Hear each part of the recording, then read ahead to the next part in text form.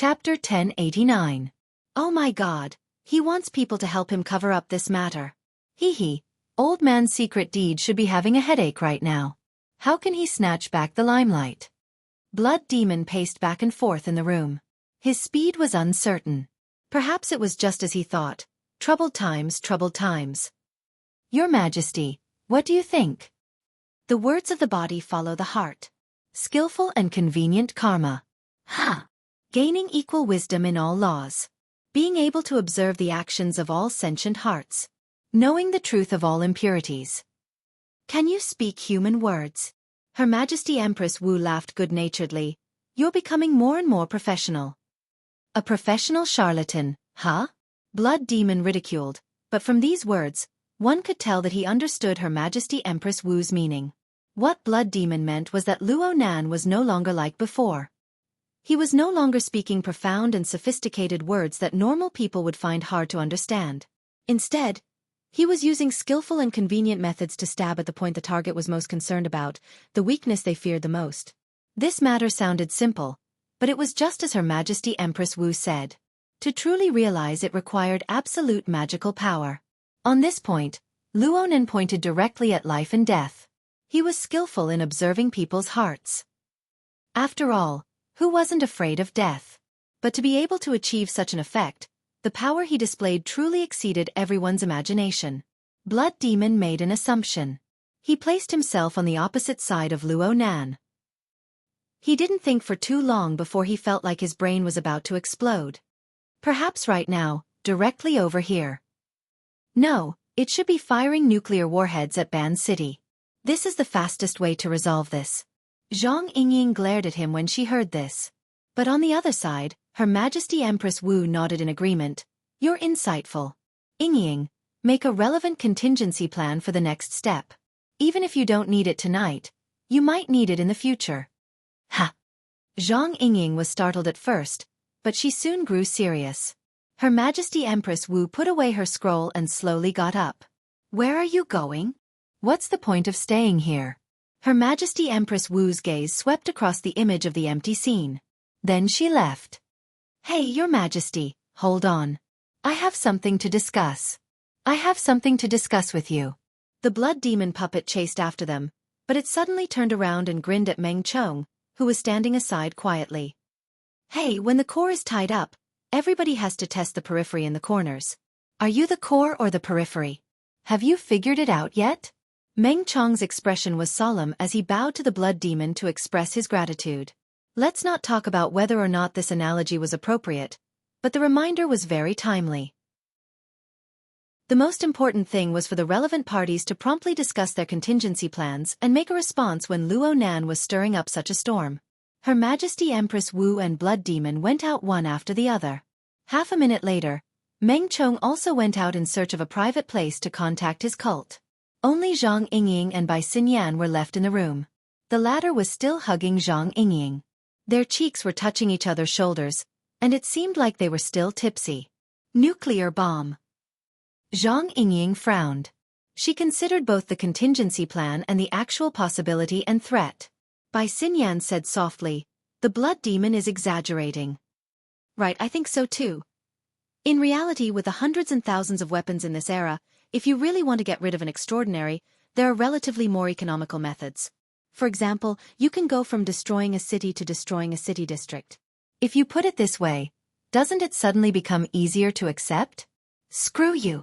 Even the boss won't be able to protect you if you keep courting death. Bai Xinyan laughed softly. Her warm and moist breath sprayed onto Zhang Yingying's neck. Actually, if we start from this line of thought, the two of the Order of Amaterasu don't really want to turn the experimental fields of Ban City into a sea of fire. However, if it's just abandoning a trade zone far away on Beishan Lake, they can still do it. After all, this is the best opportunity in the short term.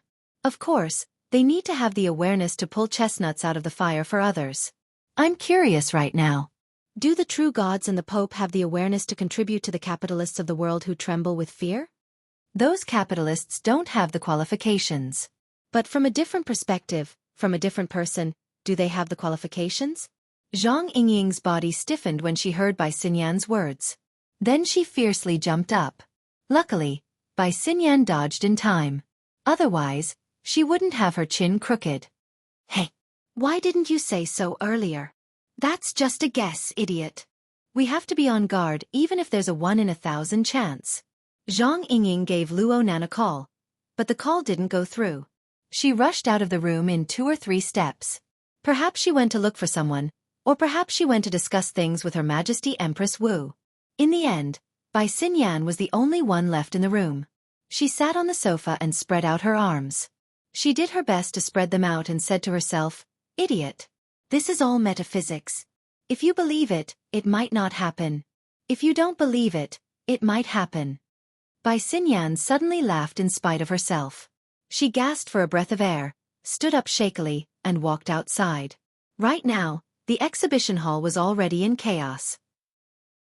Something had happened to the truly important figures, and the periphery would inevitably be impacted. Bai Xinyan wasn't interested in these things. She continued to walk forward, slowly walking out of the exhibition hall.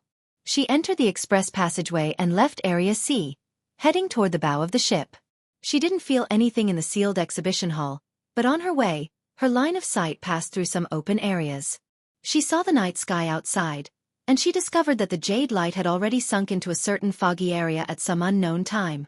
The originally brilliant lights could only be painted with gorgeous patches of color within the fog. She couldn't see the sky.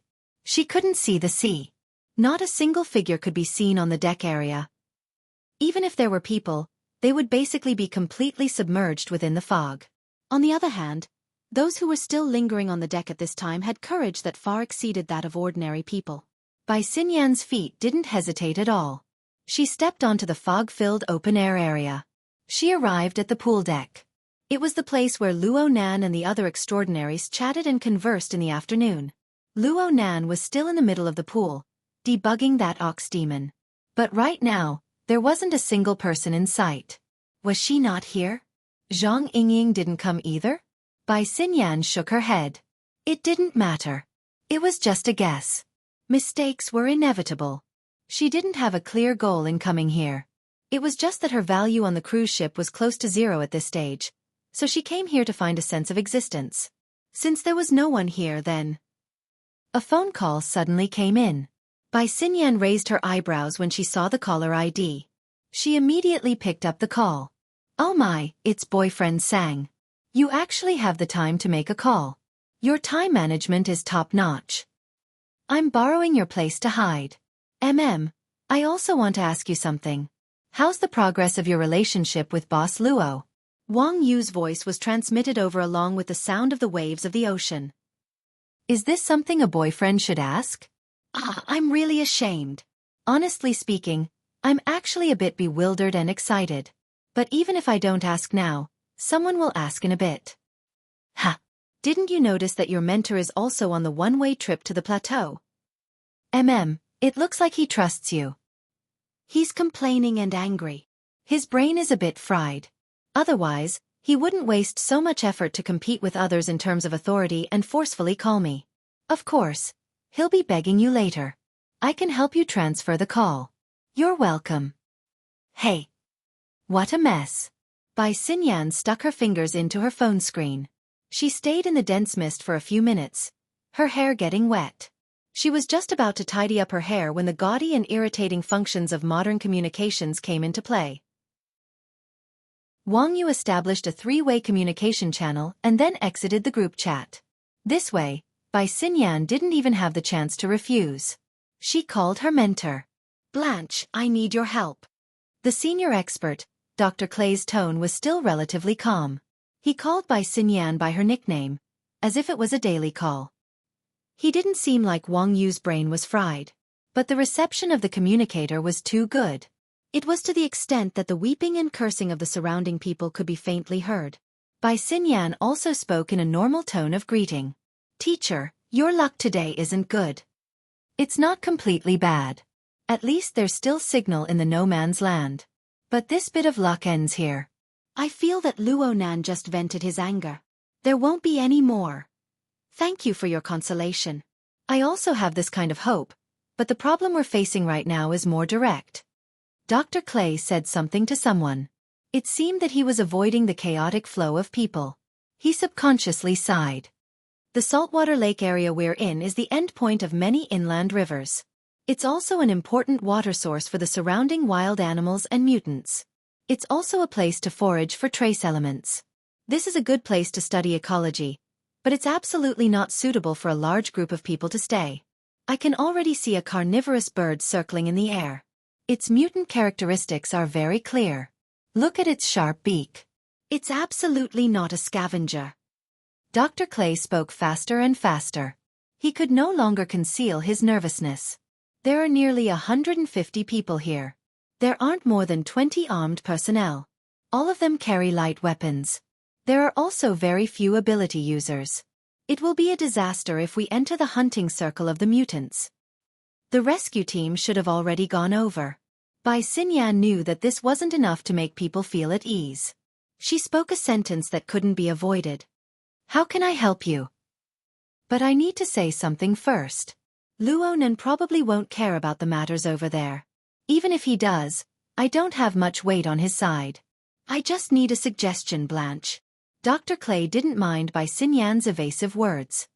Frankly speaking, my mind is in a mess right now. The only suggestion I can give myself is to immediately undergo a mutant transformation upon returning. But right now, all of this is meaningless, right? I understand what you're saying. Bai Xinyan maintained basic respect for this instructor and collaborator. She muttered to herself for a few seconds before responding. First of all, I feel that under the protection of 20 well-trained professional security personnel, your chances of survival should be quite high as long as your organizational strength can keep up. It shouldn't be a problem for the vast majority of people to hold out until the rescue team arrives. I don't reject probability, but the problem is that I don't see the corresponding degree of organization. Most people are scared to death. Their thoughts and physical strength aren't in a normal state. I suspect that traveling through space and time will cause unknown damage to the bodies and minds of ordinary people. I understand. Bai Xinyan laughed silently. If you're really worried about some accident or uncontrollable situation happening, and you're willing to take a gamble, why not follow someone closely? Is Mrs. Kawahara Machiko of the Toyama auction house there? Kawahara? She's there. She's there. She's actually there. Dr. Clay spent 2 seconds to confirm. The reason why Machiko Kawahara was able to find the target so quickly within the chaotic crowd of over 100 people was because Machiko Kawahara was far too conspicuous. She stood at the outermost edge of the crowd, all alone. It was as if she had been isolated by everyone. It was as if she had cut herself off from the group. The lake water lapped against the shore, already submerging her feet and calves. Her stockings were also splashed with specks of mud. She felt as if she was stuck in the silt of the riverside, unable to extricate herself. Follow her closely? Dr. Clay was a bit hesitant. From a professional perspective, Machiko Kawahara's position was simply the worst and most dangerous area in the surrounding area. She was far away from the crowd, and she was exposed to the shallow regions of the lake. She was exposed to the threat of predators and even mutants that could appear at any time. If something happened, she would be the most likely target to be sacrificed. I don't know what you've seen, teacher. And I'll say this in advance. I'm not basing my judgment on your environment. I'm basing my judgment on Mr. Luonan's usual way of doing things. I believe this is the most important reason why you need me to give you a suggestion. Dr. Clay took a deep breath. Yes, that's right. Bai Xinyan continued to speak. My judgment is that although Mr. Luonan is a simple-minded person in many matters and doesn't understand human emotions, he is essentially someone who is extremely meticulous in his emotions. He is a person who is very considerate of others. Of course, the vast majority of people don't have this qualification. You guys aren't one of them. But there is a special case. He treats those who work as tools for him with preferential treatment. I feel that Ms. Machiko Kawahara can be classified as such. Of course, this is just my judgment and conjecture. Believing it might not happen. If you don't believe him, it might happen. Dr. Clay took the initiative to complete his sentence. He thought even more. We don't know the range of that person's divine blessing.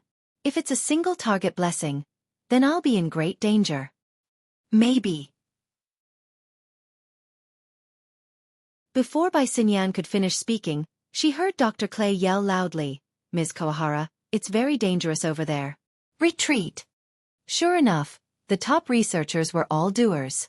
2 or 3 seconds after Dr. Clay's yell, a cacophony of screams and sporadic gunshots rang out. Bai Xinyan laughed. She didn't hesitate and hung up the phone. Dr. Clay didn't need any other suggestions at this time. Whether or not he could return to Luoyang City's laboratory alive depended on his luck. Bai Xinyan wanted to leave, but she was startled the moment she turned around. Applause rang out. A fat figure with a bulging belly came out from the exit she had just passed through. The analysis just now was very brilliant.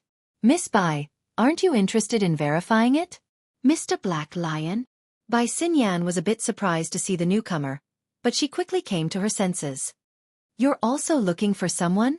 Black Lion grinned, revealing a mouthful of golden teeth. No, I'm here to dispel doubts. Chapter 1090. Dispel my doubts? Bai Xinyan's attitude was very cautious. There's no need to rush. Speaking of which, I didn't pay much attention to the plateau wilderness. But after listening to Miss Bai's analysis, I feel that there really is something going on. Miss Bai, you have the pearl of wisdom in your hands. I want to verify it. Shall we go together? As an extraordinary, the king of Black Africa, and one of the most powerful magistrates in the world, Black Lion had an absolute psychological advantage when facing Bai Xinyan. This was not something that could be changed by his amiable attitude. Even though his tone was one of discussion, Bai Xinyan could not refuse. While they were talking, a halo of light spread out beside the two of them. The colorful light struck the surrounding chaotic mist. At first, it was hazy and mottled, but the projection quickly adapted and formed a relatively clear image. The scenery on the screen was clearly that of the plateau wilderness, saltwater lakeside, and the chaotic one-way group. Bai Xinyan was even able to see Dr. Clay, who was in a relatively more forward position. Bai Xinyan was able to see Dr. Clay. Of course, if one were to use the saltwater lake as a reference, the one at the front was Kawahara Machiko, who was knee-deep in the lake water and mud. And right in front of her was a monster with a malevolent horn. It was half in the water, and it was quickly approaching. Clearly, this was the source of the crowd's panic. The monster had thick armor and sharp teeth. It was a bit like a crocodile. There were blade-like bone spurs on its forehead. They were like hard fins that cut through the water. They split the water surface and quickly closed in. The projected image was a bit shaky, but it was not just because the photographer was panicking. Upon closer inspection, one could see that there were clear traces of technology splicing on the image. It was probably a combination of the people recording the scene and some low-altitude satellite images to form the effect of a live broadcast. And judging from the time of Bai Xinyan's call, there might be some delay. Even though the conditions were shabby, the only people who could watch such a real-time live stream at this stage were the archons, who had extremely high authority like Black Lion. Perfect timing. Black Lion rubbed his stomach and turned to look at Bai Xinyan. You said this woman would be fine. Before Bai Xinyan could open her mouth, a figure stood out from the group of one-way tour groups that were retreating in panic. It was Dr. Clay, who was moving in the opposite direction. With extraordinary courage, the man of action took another 2 steps forward. Then he took advantage of his expertise and shouted, "You're a professional." It's the Highland Water Arrow Dragon. The water arrows shot out by its hollow bone spurs are poisonous. Whether or not it would work was another matter. Attitude was very important. The Black Lion chuckled. Just as he was laughing, the water arrow dragon in the projection had already assumed an attacking stance. In the next second, it sprayed. But what it sprayed was not the so-called poisonous water arrow, but a flash. The flash of light exploded in the middle of the hollow bone spur that should have shot out the poison water arrow, forming a dense electric-magnetic fire that instantly proliferated and spread. The water arrow dragon did not have any vocal organs. When it suddenly opened its huge mouth, 3 to 4 rows of densely packed teeth could be seen. They were also shrouded in electric light and magnetic fire. It made one wonder if the inside of its body was also filled with the same power. This was not what Dr. Clay had warned about, and it would not be the same. Only now did most of the people suddenly realize that this scene, or more accurately, why did the flashing electric flames look so familiar? Only aptitude users like Black Lion and Bai Xinyan could see the sequence of events clearly from the projected image. The flash of light did not come from the water arrow dragon at all. It was a reverse impact. The flash of light passed by Dr. Clay and brushed past the shoulder of Michiko Kawahara, who had already fallen to the shore. It hit the bone spur fin on the forehead of the water arrow dragon. It originated from the wreckage of the magnetic light portal on the shore that no one dared to set foot on. Only God knew what the mechanism was, but it really seemed like there was a magnetic induction that attracted the electromagnetic fire and accurately hit the target. The water arrow dragon's thick and long tail swung up, exploding water and mud all over the sky. Then, the cycle repeated itself. This was not hunting, but it was struggling. The flashing electric-magnetic fire wrapped around this aberrant species. It was dazzling, almost making people think that another portal had opened. It was not. It was just that in its suppressed and intense struggle, its originally fierce and tyrannical body began to distort and deform. The degree of distortion became greater and greater. In the end, the scales disintegrated and tore apart, exposing the bright red flesh. It also sizzled under the electric fire and magnetic light, twitching and deforming violently. Sometimes, there was even a sudden huge stretch, as if all the flesh and blood under the broken scales were forcibly extracted. Is there something inside? The black lion subconsciously ground his black gold teeth. He was quite engrossed in watching. Bai Xinyan narrowed her eyes slightly, but this was to adjust her eyelids that were twitching due to the fluctuations in her heart.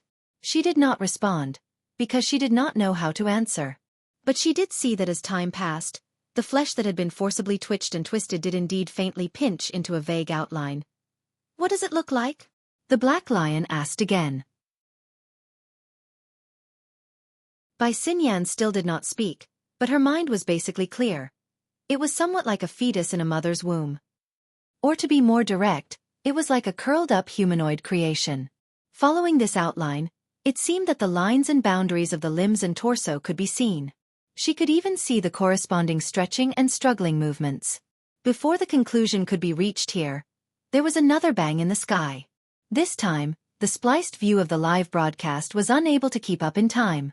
It took a second or two for it to react. But thanks to the spliced view, the fake live broadcast used several times the speed to act as a connecting segment. It basically restored the situation at the time. In the sky, the aberrant bird that Dr. Clay had mentioned was twice the size of an ordinary eagle. It had been circling and approaching without end. Then it suddenly exploded, turning into a splatter of blood and gore. No one was able to clearly see what species it was. In the blink of an eye, the blood and gore were restrained and kneaded by an incorporeal power.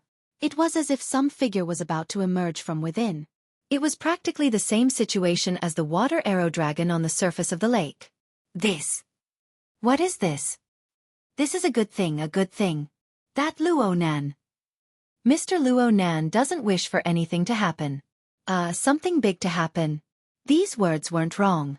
After all, the two mutants that posed the greatest threat to humanity had suddenly been obliterated.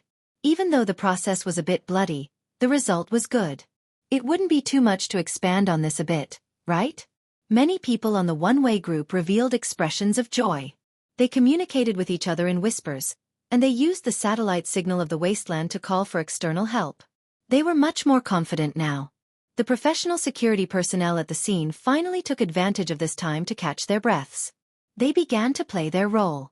They held a meeting and began to discuss how to get the big shots, rich people, and experts to gather and arrange their positions. This was to facilitate the follow-up security work. During this time, Dr. Clay even made a special trip to the lakeside. He helped Kawahara Michiko up and brought her back. This lady was covered in mud and was in a sorry state, but she received a lot less cold glances. Everything was progressing in a good direction. This sort of mood reached its peak when a high-speed drone appeared in the sky. Very soon, a well-connected big shot announced that this was a mobile troop from Yen City in the wilderness. They had been ordered to send reinforcements here. Looking at the wings, it was obviously a model of armed forces. This meant that the conventional forces of the civilized world had formed a solid support force. Cheers rang out. The drone hovered in the sky and gradually approached. Many people on the ground also waved in the direction of the drone. No matter what the process was, they finally saw hope. Bang! A low-frequency sharp sound suddenly rang out. The drone high in the sky suddenly shook, and without any follow-up reaction, it directly exploded into a ball of fire. A rain of fire fell from the sky, causing everyone to scream and cover their heads to avoid the danger. Fortunately, the impact of the explosion pushed most of the debris away. It streaked over people's heads and smashed into the edge of the area. The largest piece happened to hit the lakeside area, causing the surface of the lake to burn. Black Lion sighed, as if he was watching an exciting drama. However, in the highland wilderness tens of thousands of kilometers away, the members of the one-way group really broke down. Someone shouted again, "Over there, over there." The so-called "over there" was the lakeside. Electric light and magnetic fire lingered there, and now they were wrapped in the fireball. It was like a furnace, causing the mass of twisted flesh and blood to continue melting and coalescing. So much so that the human silhouette inside became clearer and clearer. Black Lion and Bai Xinyan were not the only spectators watching from afar. More and more people in the panic scene noticed this. It really looks like the work of Brother Luo Nan, Black Lion commented. Such a scene was really like a painter or sculptor hiding in the invisible, using flesh and blood as the material to continuously paint. Is this the divine grace you were talking about? Then what was drawn was the angel under his seat. Black Lion guessed with great interest, but as he spoke, the smile on his fat face faded.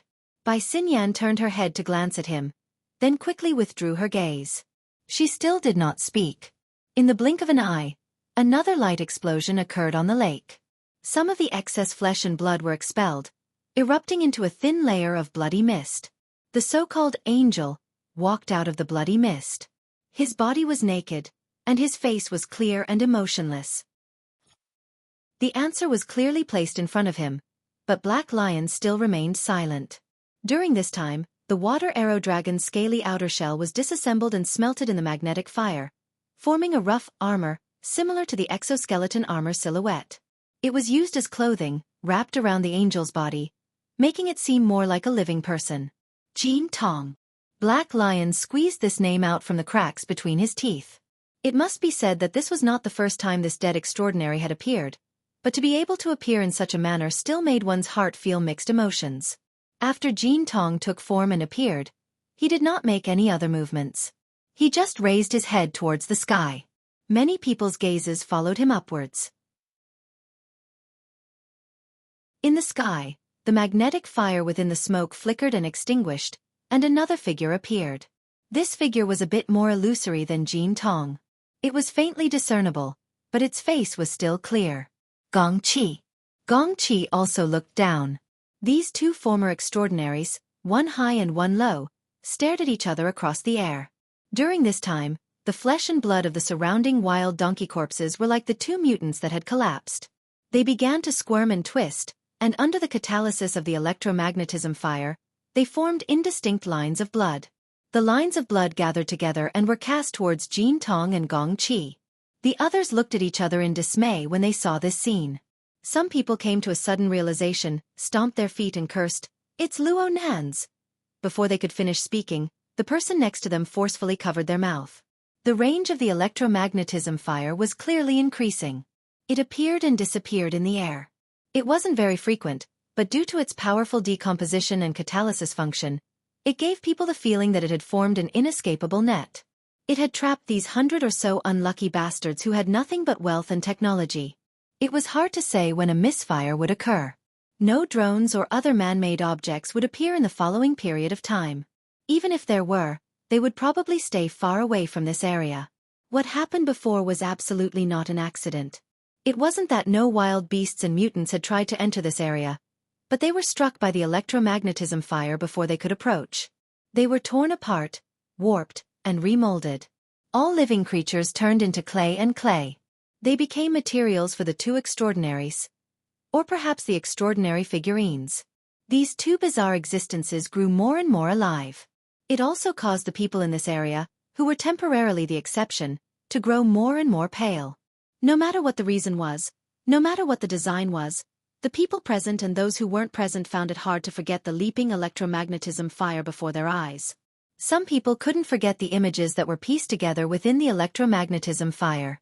Some people couldn't forget the fate of having their souls captured and made into figurines. Even in death, they couldn't free themselves. There were also some people who grew more and more clear about the current situation. From beginning to end, Nothing else had ever dominated their fates. There was only Luo Nan's will. Let them live. Let them die. Let them live. Even death might not be the end of all troubles. Time slowly passed.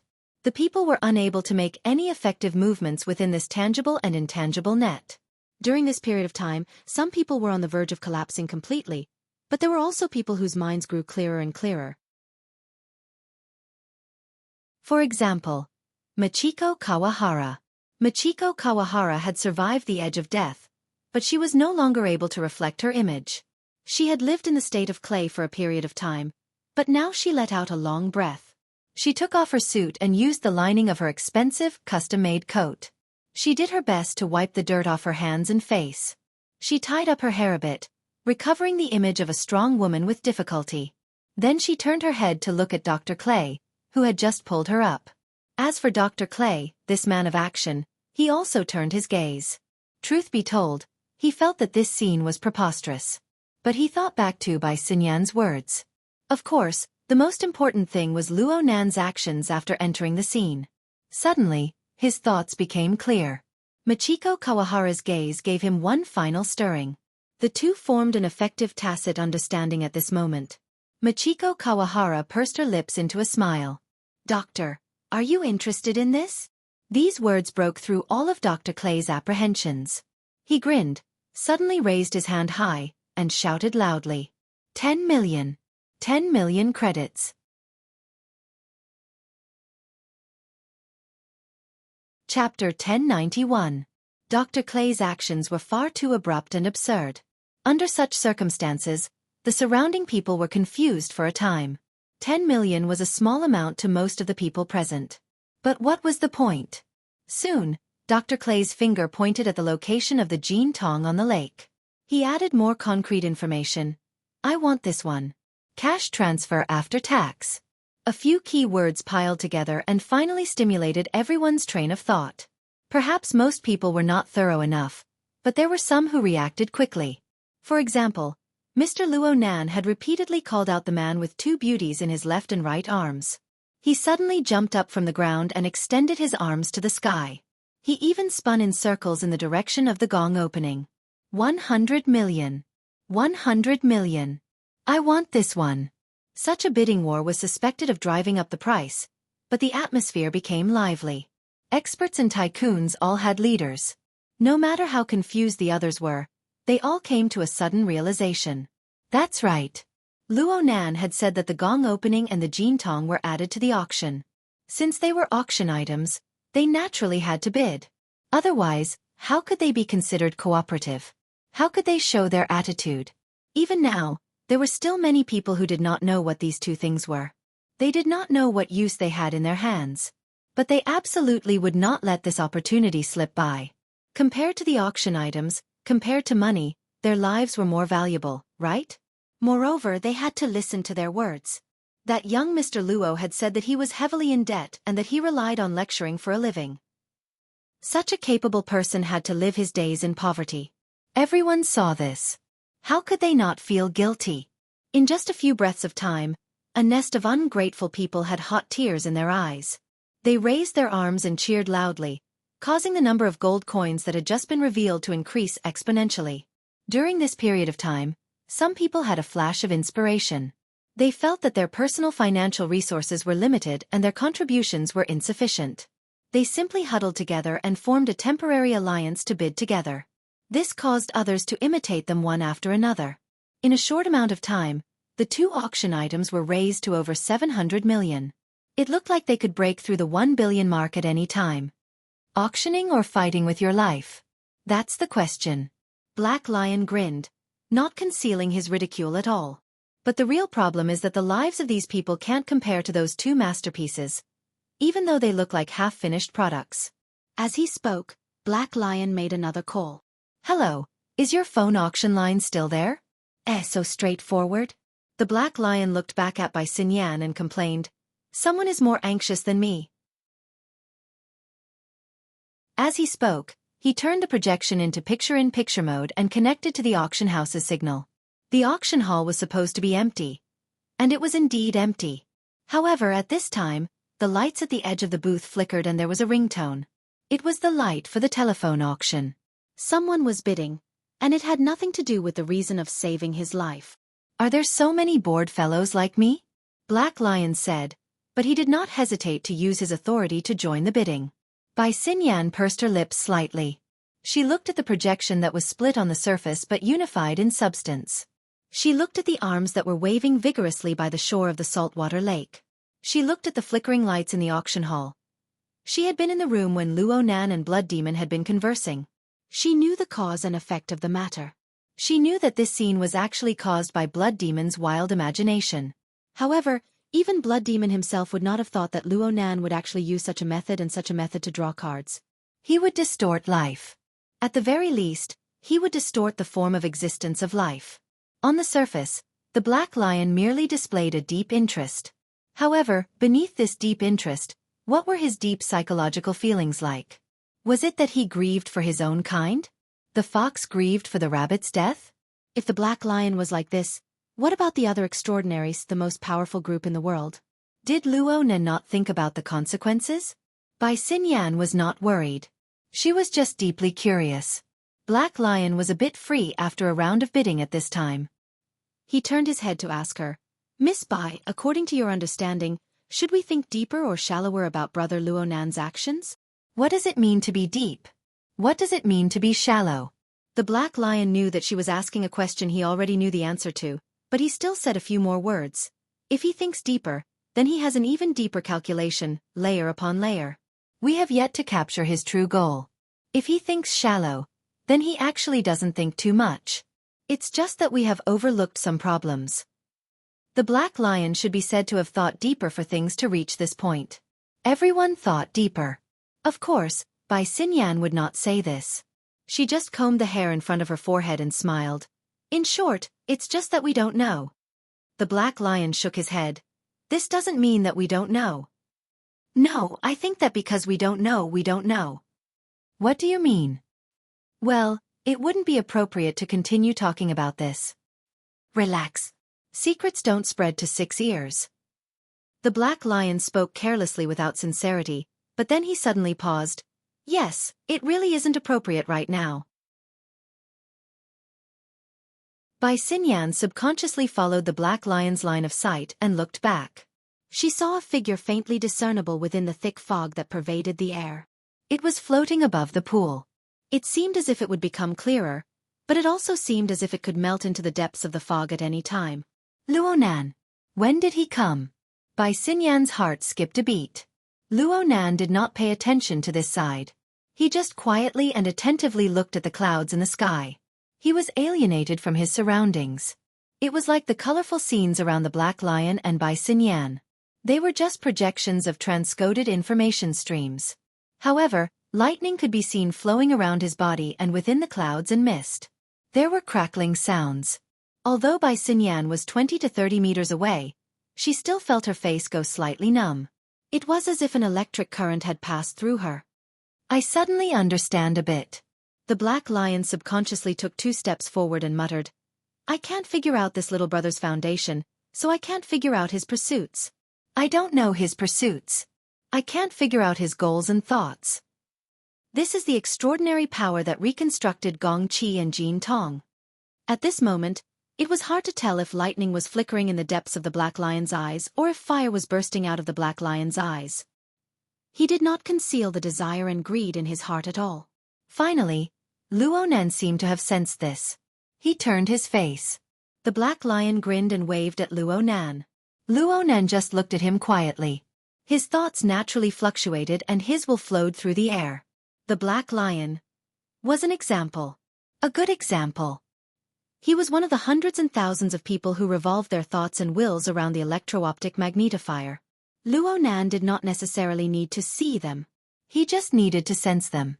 Naturally, he could use this to turn their wills into magnetized iron powder. The magnetic field of Luo Nan's existence caused them to rustle and tremble. This situation was similar to what Mr. Bai had said. The psychic technique needed to capture the magnetization effect and the Heavenly Yuan Empire's psychic core interference.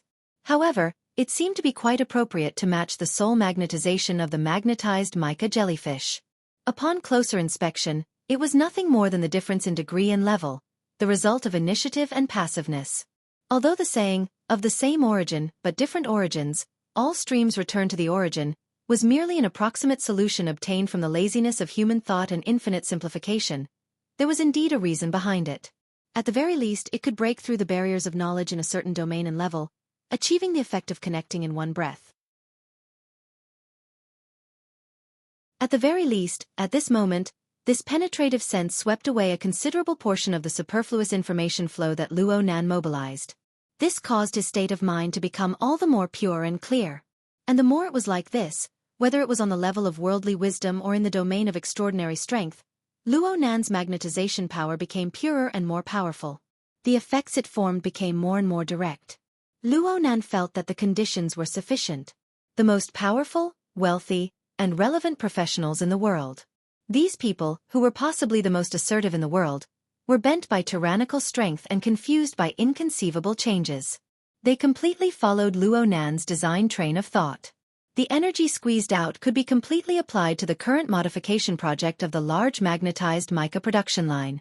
It could be used in the construction of the petri dish. It could be used to add bricks and tiles and inject raw materials into the petri dish.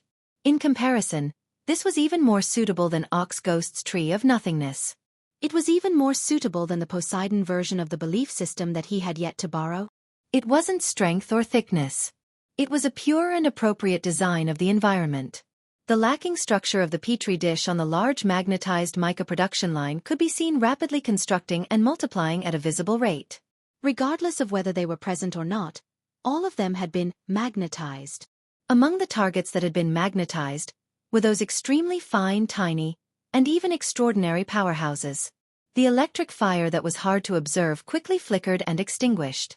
And within this special magnetic field, it gradually began to interact. Though there were thousands of mountains and thousands of miles of oceans, these extremely fine electric fires possessed the nature of distorting and piercing through space and time. They also relied on the frame of Luo Nan's soul cloak. Whether it was 100 kilometers, 1,000 kilometers, or 10,000 kilometers, they all possessed an astonishing tendency and synergy. They resonated and resonated. They echoed with each other from a distance. They tempered and tempered each other. Though it was not visible, Luo Nan's level of knowledge and understanding was 10 times, 100 times more intense and turbulent than what the huge gales and waves of the ocean could display. And amidst such intense changes, the mica, which was closely blended with the clouds and ocean, began a process of frequent replacement. It was like a crazily molting snake. Normal metamorphoses were no longer able to satisfy its restlessness. It smashed itself against hard rocks, riddled with scars and badly mangled flesh. At the same time, it ate in a frenzy to replenish its nutrients. Its belly swelled up and its body deformed. The vast sea surrounding the jadeite light was affected by the mica's feeding. The believers behind the petri dish of Ox Ghost all experienced disturbances. In comparison, the former was a bit more berserk. It was unknown how many marine life forms in the shallow and deep seas inexplicably disintegrated and collapsed. Actually, the situation around the two extraordinary figurines on the plateau was of the same nature. The latter was a bit more gentle in comparison, but it still possessed a deep warping effect. It was unknown how many believers of Ban City would have nightmares for some time to come. And it was under this berserk and warping situation that the new structure built upon the old framework of rules gradually transformed into an even clearer outline. It had long since surpassed Luo Nan's earliest designs and entered a completely new domain. And Luo Nan felt very good about it. This was not the first time he had done something like this, whether actively or passively. Alter spiderwebs, Luo Nan Chi, daytime nightmare, and even the perfect mirror image. He repeatedly scattered, permeated, interfered, and warped. At the same time, he received all sorts of feedback, including a cut, replenishment, pollution, and excess. But no matter which one it was never like what he was doing right now. He possessed a complete train of thought while possessing a clear vision. He even had a clear arrangement for the result. He was unprecedentedly clear and clear. What he was stirring right now was the muddy flow of chaotic and changeable emotions. It was incorporeal thoughts and thoughts. But he was indeed conducting a precise, experimental production. The expected results and possible errors were reflected in every change in the details. Even though he was unable to control everything, he was able to make it so that he was well aware of everything. Right now, Luo Nan wasn't too clear on whether or not the first beam of magnetic light had taken form. This was because the marvelousness of the pinnacle of subtlety exceeded the limits of his own observation before it had accumulated to a certain scale. But at the same time, the structure of the mica had gradually gained an unprecedented liveliness. During the painful transformation, the structure of the mica took the initiative to stretch its body between the sea and the sky. It gathered clouds and rain, stirring up enormous waves, and made contact with this world.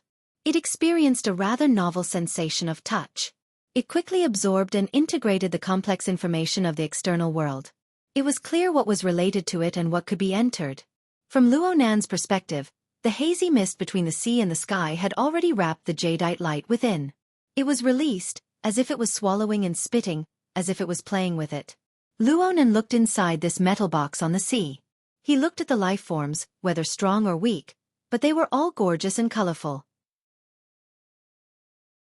He looked at how they converged and operated on a special level. He was curious and drooling with desire. It also seemed that they could rely on their innate instincts to carefully nurture and flavor them, to attempt to make them more delicious. Was he thinking too much? The same situation occurred in every location of the entire world where believers still existed. The cloak remained, and it was a region that was fully integrated with the mica structure. Xia City, Ban City, the Highland Wilderness. The cloak had yet to be completely repaired, but the magnetic light had already transcended the hindrance of space and time to form an incorporeal skeleton. It was so weak that Luo Nan himself couldn't quite make sense of it. But it was indeed like. At the very least, the mica structure it affected and interfered with was indeed like a life form that possessed self-awareness. It used its unique perspective to explore this world, to search for the conditions and space for survival in an even broader domain. At this level, it was more and more in line with Luo Nan's imagination and expectations, whether it was from the perspective of conventional empirical logic or from the harsh standards of superconfiguration theory. Magnetic light mica.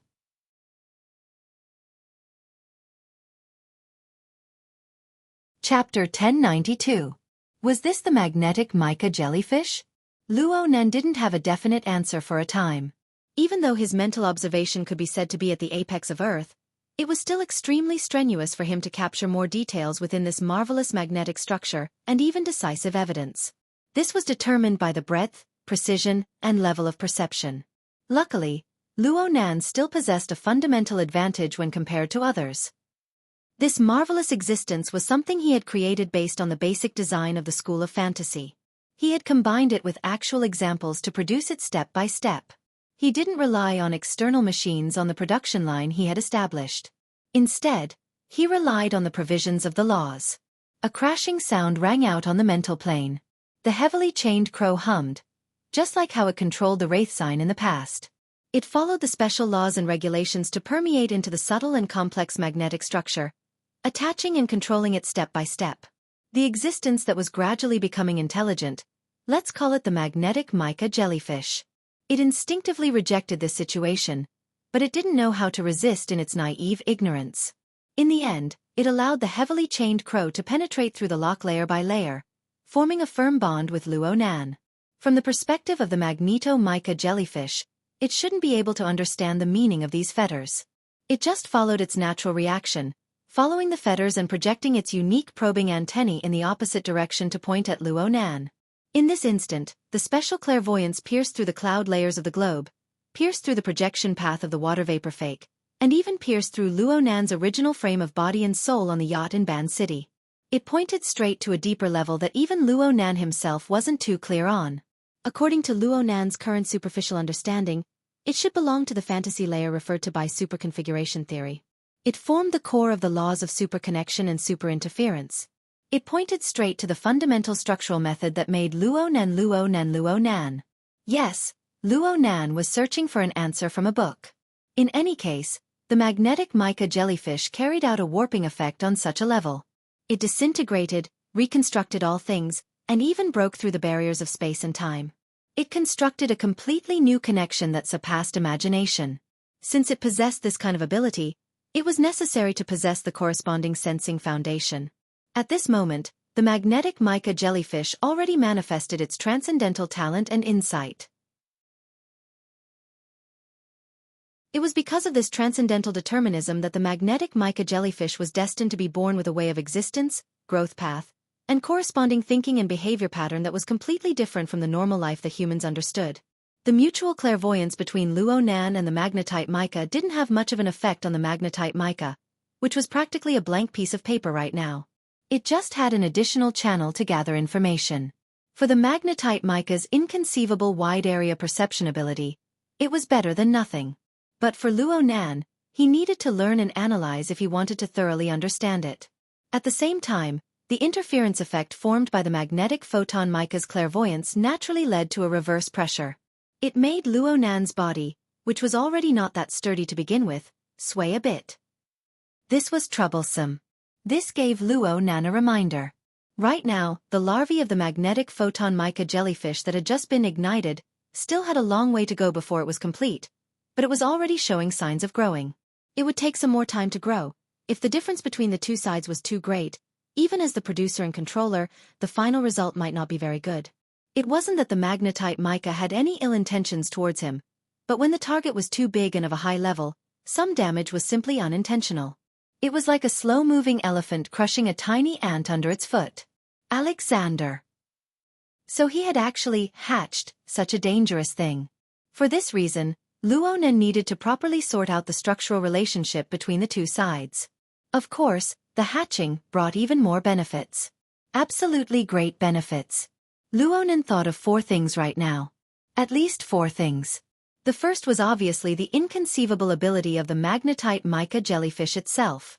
Whether it was the magnetite mica jellyfish's ability to achieve mass control through soul magnetization, or the stitch of any individual to form a demonic army, or the dimensional gate that pierced through the barrier of space and time to lead in the strange creatures of the outer realm, they were all unfathomably powerful methods.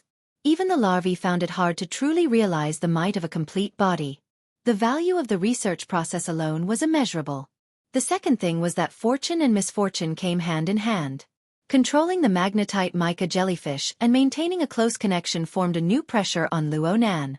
But conversely, Luo Nan could use this pressure to further see through the flaws in the current structure of body and soul. Luo Nan had the experience and overall design to construct a perfect body, but he lacked the basic knowledge of traps. However, he was able to see more thoroughly, probe deeper, and find a more reasonable solution. So what if there were some risks? The third thing was a bit more interesting, but it was already reflected in Luo Nan's mental domain, which was currently shrouded in haze.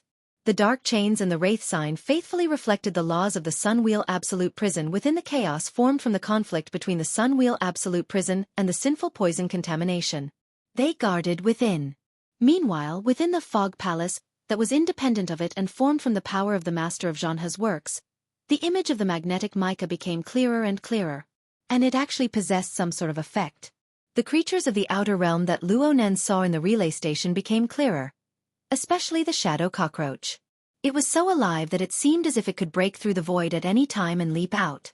The most important thing was that as the existence of the individual became more prominent, Luo Nan's original fuzzy understanding of the spatial structure of the relay station gained many more reference dimensions. The results of his past thinking became clearer and clearer. Without a doubt, creating a false plane was a typical Luo Nan style of thinking that complicates a simple problem. The probability of its realization grew greater and greater as time passed. If he were to borrow the help of the Innerverse simulator, well, it was affected by the pressure of overload. It was still in a state of self-repair. Luckily, Luo Nan used other methods to buy himself some time. A plane was no longer a necessary bargaining chip for the possible threat that would occur in the high-level meeting soon. But Luo Nan would not lower his requirements for it. This was because this was one of the best tools to deal with the Deep Blue World and Li Wei. There was also the fourth benefit. Luo Nan had already begun to experience a portion of it. It was the wide-area, high-level perception of the magnetite mica. Frankly speaking, Luo Nan had yet to figure out what was going on with the magnetite mica's perception. It seemed to be related to electromagnetism, but it was merely something on the surface. After all, his knowledge reserves were insufficient. The level of his perception was too low, and the range was too narrow.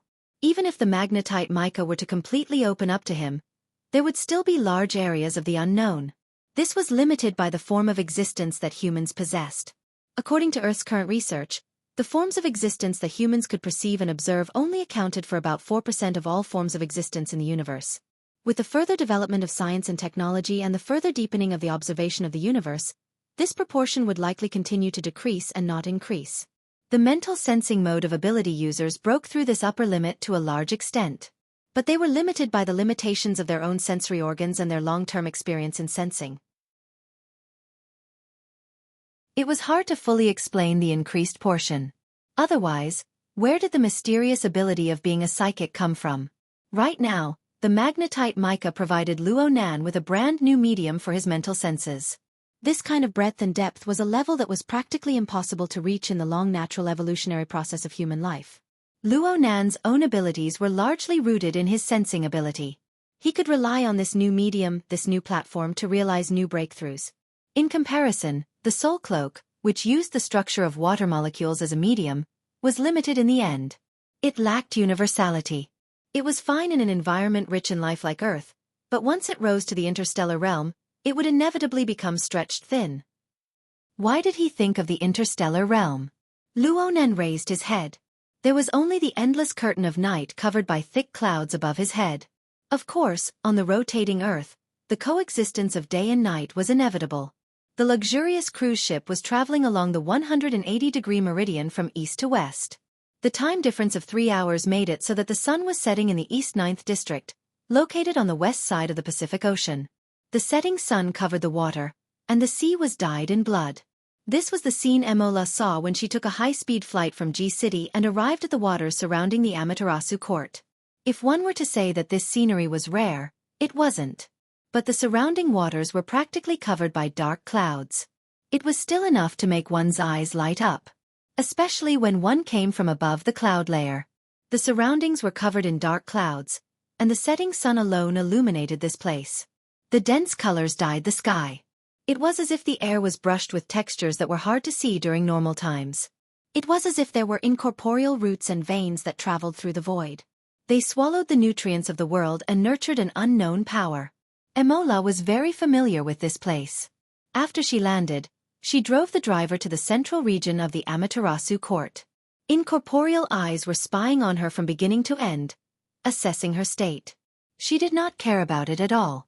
She whistled a small tune and went around the majestic main entrance of the shrine. She drove straight into the shrine through the forest lane in the middle of the dense forest.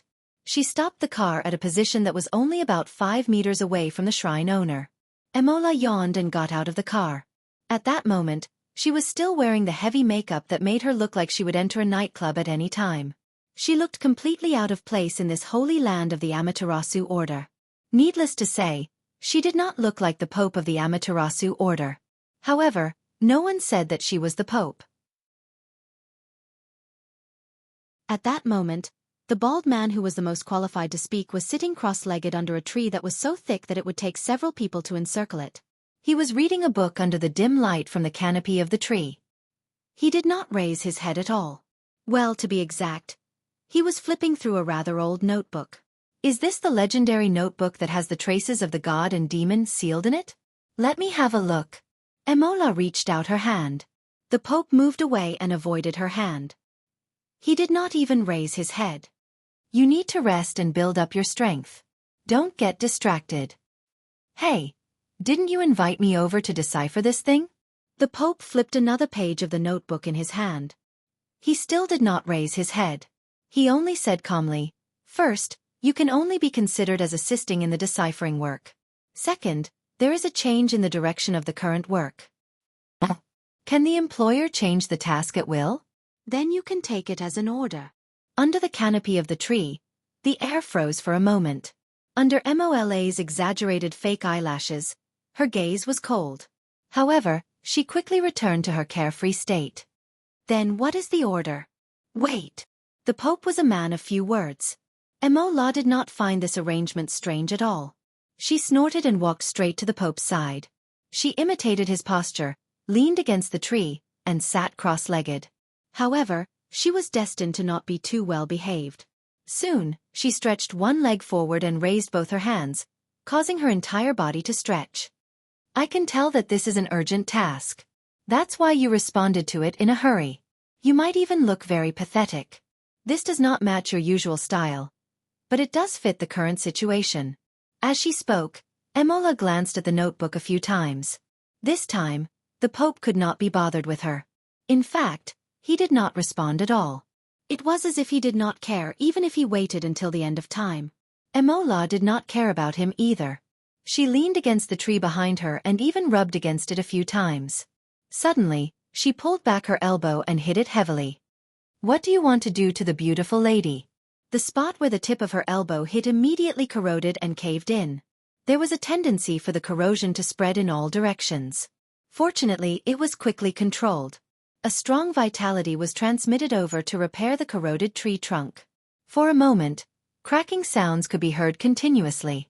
Before the repair was complete, the bark of the tree that was hit by the elbow was torn. A large number of wood fibers pierced out and quickly wrapped around and took the shape of an adult male. "You rotten woman!" The true god came out of the tree in exasperation. He had the appearance of a young man with a fiery temper. He was tall and strong, but when the dense wood fibers were molded, they formed a large number of patterns. Occasionally, natural spots would appear on the surface, giving people a feeling that he was almost old and inhuman. After this person appeared, he only needed to extend his hand to smash Amoele's head. However, the latter did not care about this at all. He continued to lean against the tree trunk and squinted his eyes. He was a typical catching up on sleep, after a night of wild indulgence. He only muttered between his lips and teeth. "Do you look more like a tree or a person now? If it's the former, I won't say anything. If it's the latter, then treat this elbow as my congratulations to you." His voice gradually faded away. The true god lowered his head and stared at Emola using a human's method. For a few seconds, he did not speak. The Pope turned another page and spoke leisurely. "You can't really be treating her as a rotten animal, right? Who doesn't love fresh ingredients?" The true god cast a sidelong glance at his father. "Is there a need for you to beat around the bush? You can't really be treating her as sleeping, can you?" Emoele's eyes were still closed, but he suddenly interrupted. "Speaking of which, I wanted to ask you a long time ago." The true god turned his head around again. "What?" "It's none of your business. I'm asking about that father of yours." Emoele's eyes were still closed as he muttered in a low voice. "I wanted to ask, did you really treat her as a foolish son and raise her?" The Pope did not reply again. However, this time he raised his head. His gaze passed through the luxuriant canopy and branches and looked at the sky that was gradually washing away the blood and turning greenish-gray. He was so engrossed in his gaze that it was as if he wanted to capture the faint light that belonged to the stars.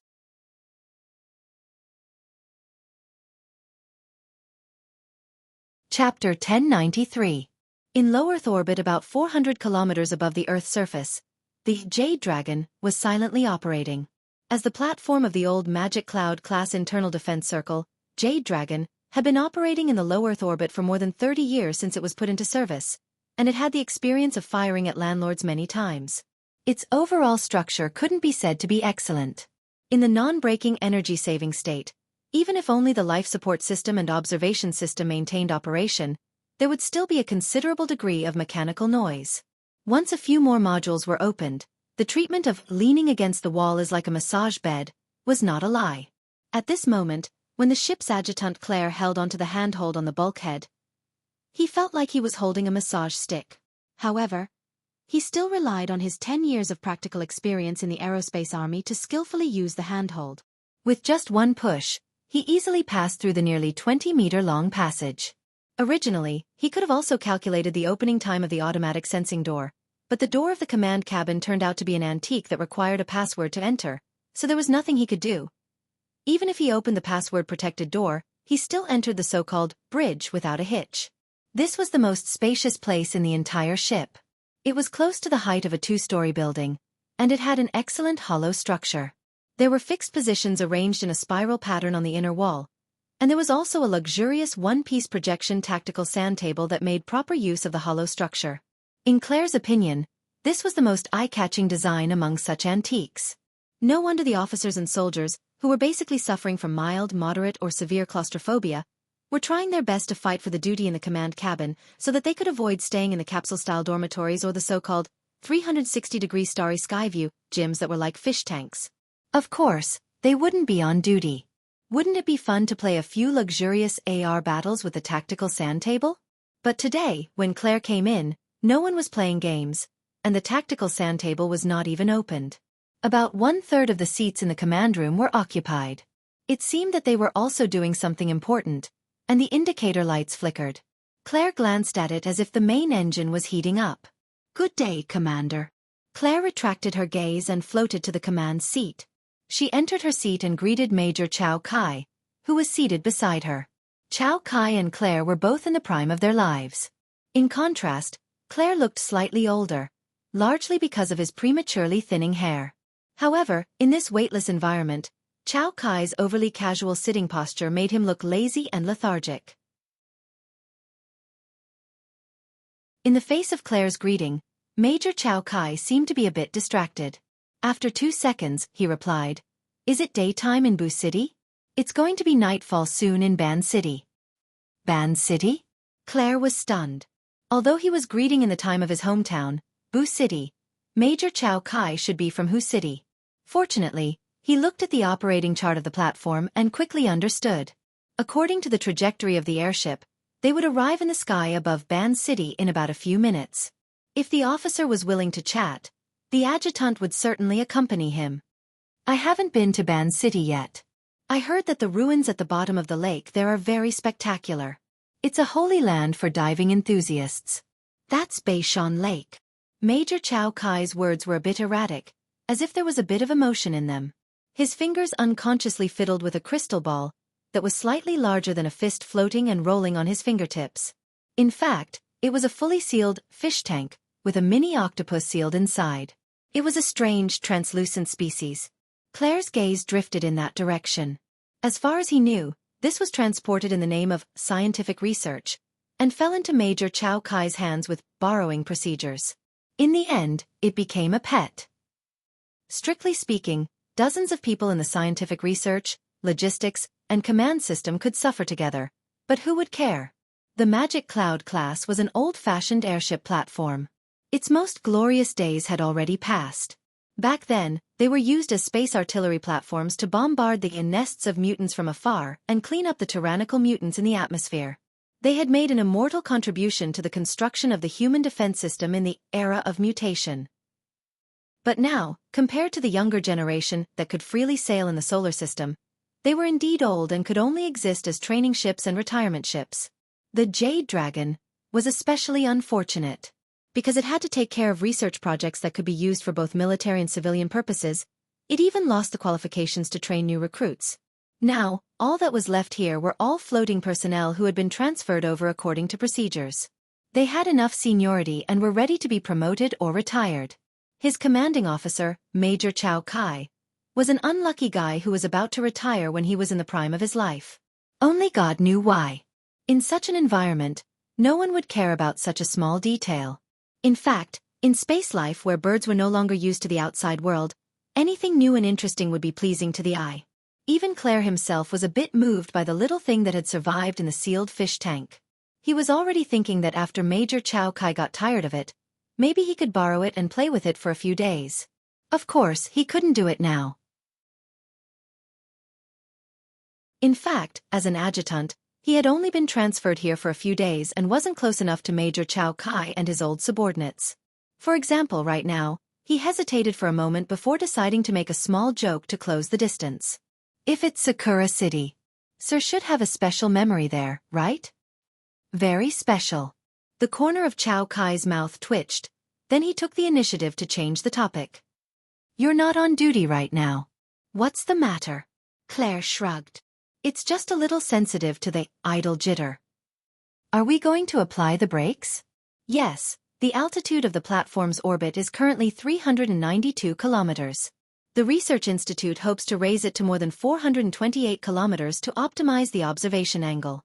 The ground process has been completed." The words of the sugar daddy were indeed useful.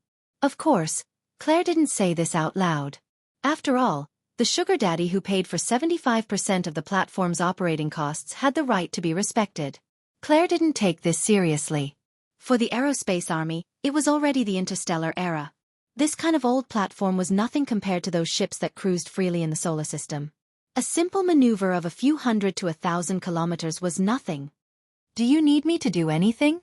It's not like you're on duty. What can I do? Major Chow Kai said casually. Claire was a little embarrassed. She could only explain in her heart that this was probably a sign that the relationship between the two sides was closer. Fortunately, Major Chow Kai had a follow-up. Since you said this, just in time. Help me supervise them to do the overall heat engine test. In addition to the engine, the other systems also have to be temporarily awakened. Clarify the status, and form a report with the test results. This is probably the last document I'll sign in the military. Claire really didn't know how to respond.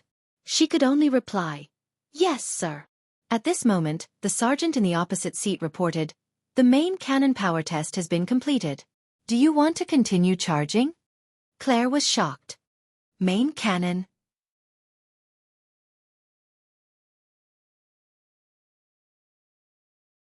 Chapter 1094.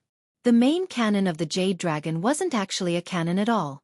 The Magic Cloud-class internal defense ship platform was known as a space-based weapon platform. In fact, it was limited by the conditions of the past. It was only equipped with two types of weapons according to its two main functions. One was an electromagnetic railgun used to lock onto the troublesome mutants that cruised in the upper and middle layers of the atmosphere. It had astonishing single-target killing efficiency. Everyone was used to calling it the secondary cannon. The other type was a weapon of mass destruction that was specially designed to target the mutant nests in the wilderness and the extremely powerful mutants that were beyond imagination. It was the so-called main cannon.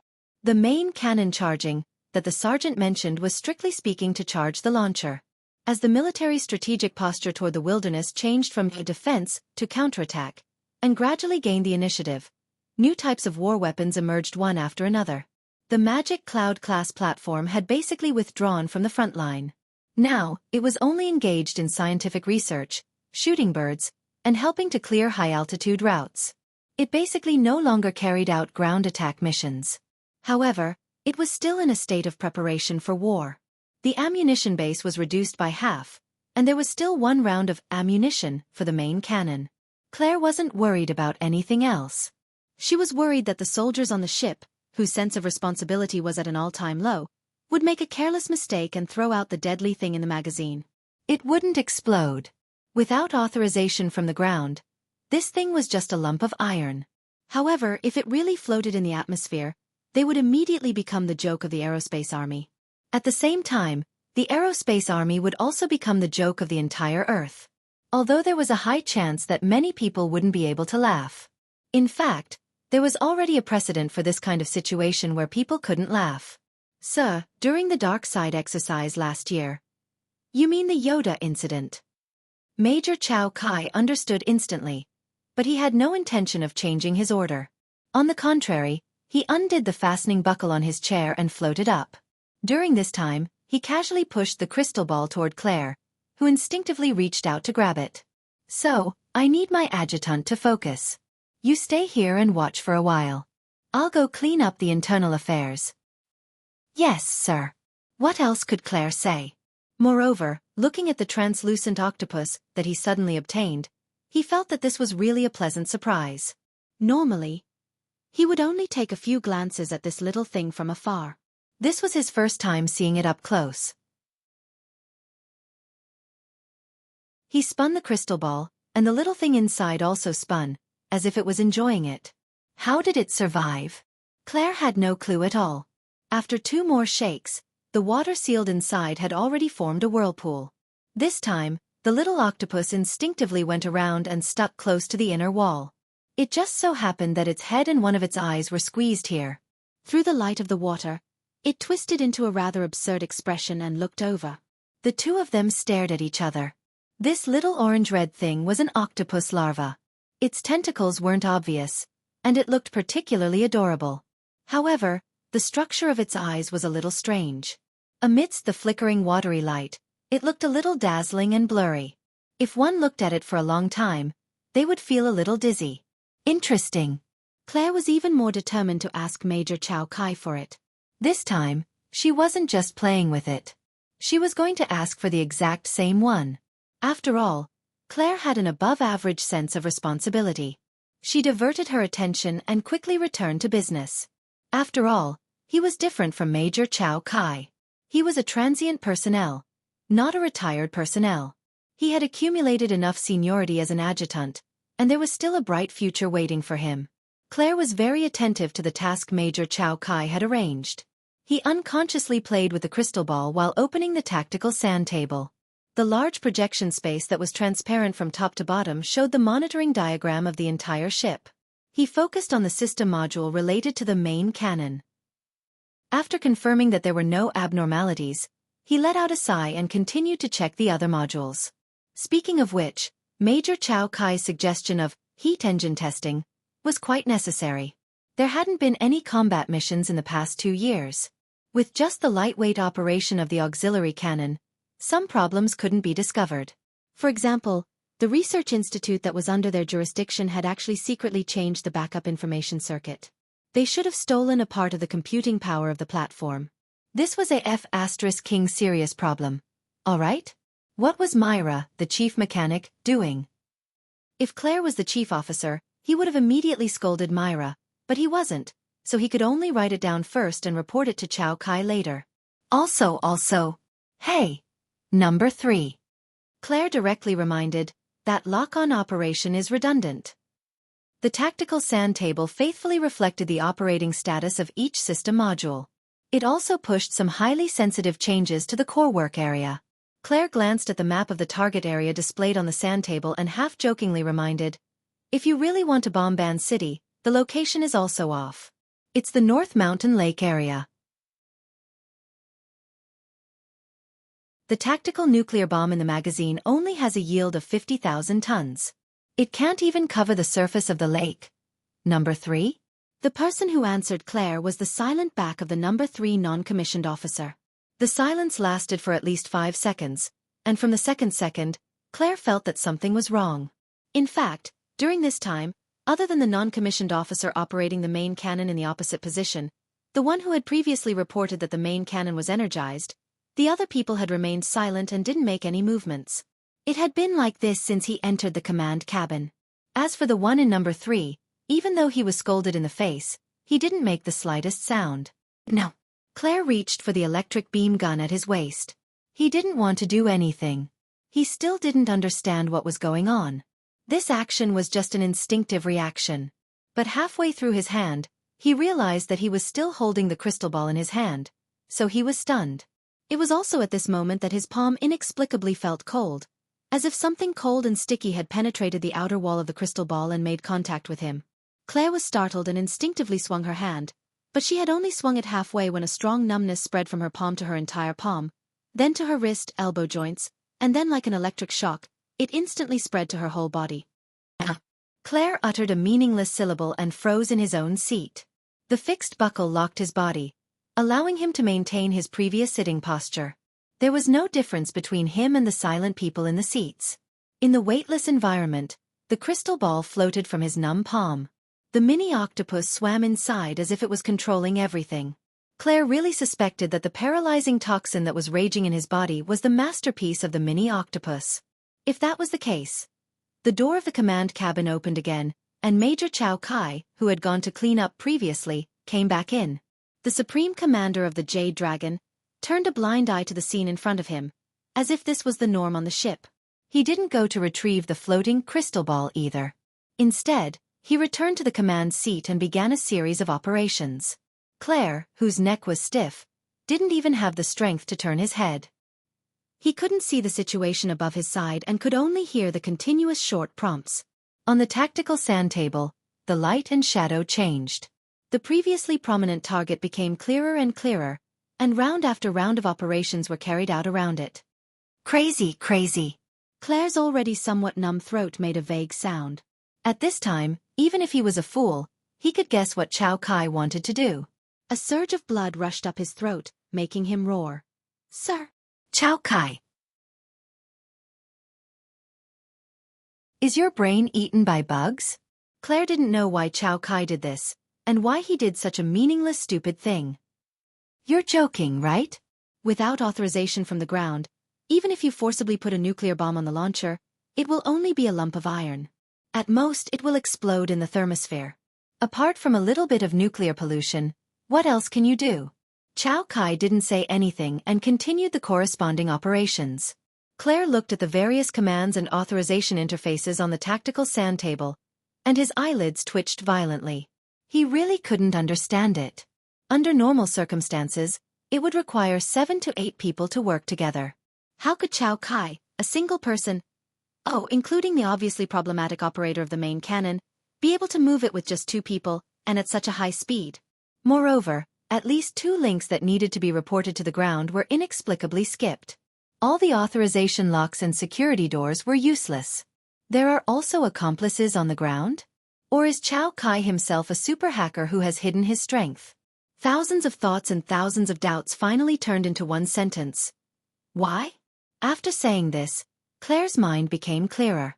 The reason why he asked was that he really didn't understand, and he also wanted to delay and wait for changes. Chao Kai still didn't respond and only focused on operating.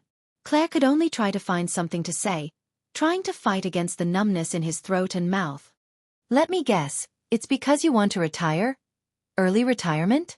Yes. Chao Kai unexpectedly spoke, and his answer was especially straightforward, just like the beeping sounds of his subordinates. What kind of damned reason is that? Is that the reason you want to bomb Ban City and take revenge on society? First of all, I'm not bombing Ban City. Second, I'm not taking revenge on society.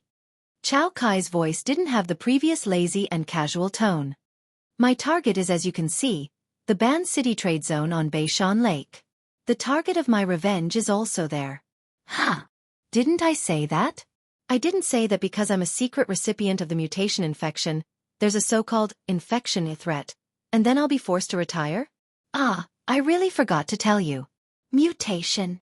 Claire really didn't expect it to be this domain.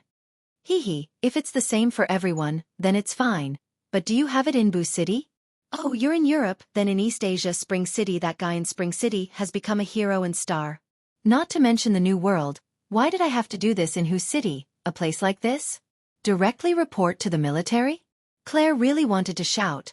This might just be a reason for someone to mess with you. But what's the point of discussing this? In contrast, Chao Kai's target was Ban City, which was even more unreasonable. Hu City messed with you, so you're taking revenge on Hu City. What does it have to do with Ban City? My wife and children are all there. This reason was so powerful that Claire was suddenly speechless. Of course, this is only one of the reasons. Chao Kai completely opened up a chatterbox, and his words flowed without end. Discrimination against the mutated infected has never been an exception, and it's not targeted at me personally. The stupidest thing for the weak is to resign themselves to adversity and fight alone. People like me can only hug each other for warmth. So this time, I'm doing this for myself, but also not for myself. I'm also doing this for those like me, because of a so-called mutation infection, and they're labeled and thrown into the laboratory at any time to be squeezed out of their blood, sweat, and tears. What bullshit logic? Isn't that so? The trade zone in Ban City is indeed bullshit. How many vagrants and mutated infected people are squeezed in every year? Claire was so angry that she laughed. You idiot, even if this is the case with this cannon, the laboratory can be rebuilt, the researchers can be recruited, and the data can be backed up. The tens of thousands of vagrants and mutated infected people who are still alive over there will all be finished. Yes, that's right. I'm using this method to help them get rid of the impurity and pain of the mutation. Claire was stunned, and finally realized the extremely absurd point. Even you are discriminating against yourself. I don't deny it. Chao Kai's tone was very calm. Some people are intoxicated by the ugly power and existence of the mutation, but we are not. Our church pursues the divine kingdom that is constructed together with the power of the soul. We want to use the torrent of holy light in the divine kingdom to cleanse the mutated superfluous and malignant tumors of matter. Cult? Whatever you think. The Soul Church. Claire's thoughts went one step deeper. The military had to screen and report the churches on the list of illegal religions, and constructing the divine kingdom of the soul together was the symbolic doctrine of the Soul Church. This was also one of the most active illegal churches recently. Chao Kai tacitly agreed. Hee hee. Claire only had the strength left to laugh bitterly. The military intelligence and the investigation department must be eating sh*t. You want such a lunatic who believes in a cult to be the commander of a ship? Also, this kind of technology that can bypass authorization and launch a city-destroying attack on its own. What the hell is going on? In this possibly meaningless conversation, at least 5 or more authorization gates were broken without any response. The corresponding feedback mechanism didn't seem to be working, and the ground didn't even respond. Of course, it could also be disconnected. On the bright side, maybe there would be countermeasures outside, but the inside of the ship didn't know. By the time they found out, they should have already been smashed into pieces by space-based weapons. As for the bad side, when Ban City turned into a sea of fire, the ground would wake up, and then this side would be smashed into pieces by space-based weapons. They were all pieces, and there seemed to be no difference. As this thought flashed through his mind, Claire's body became more and more numb. He couldn't help but think that maybe he would directly die in the poisonous kiss of the octopus. He turned his gaze with difficulty. The thing that used to be cute, but now only felt terrifying, floated in the light and shadow of the tactical sand table. It happened to be near Ban City, like a demon's seal. Stuck on it, it marked death.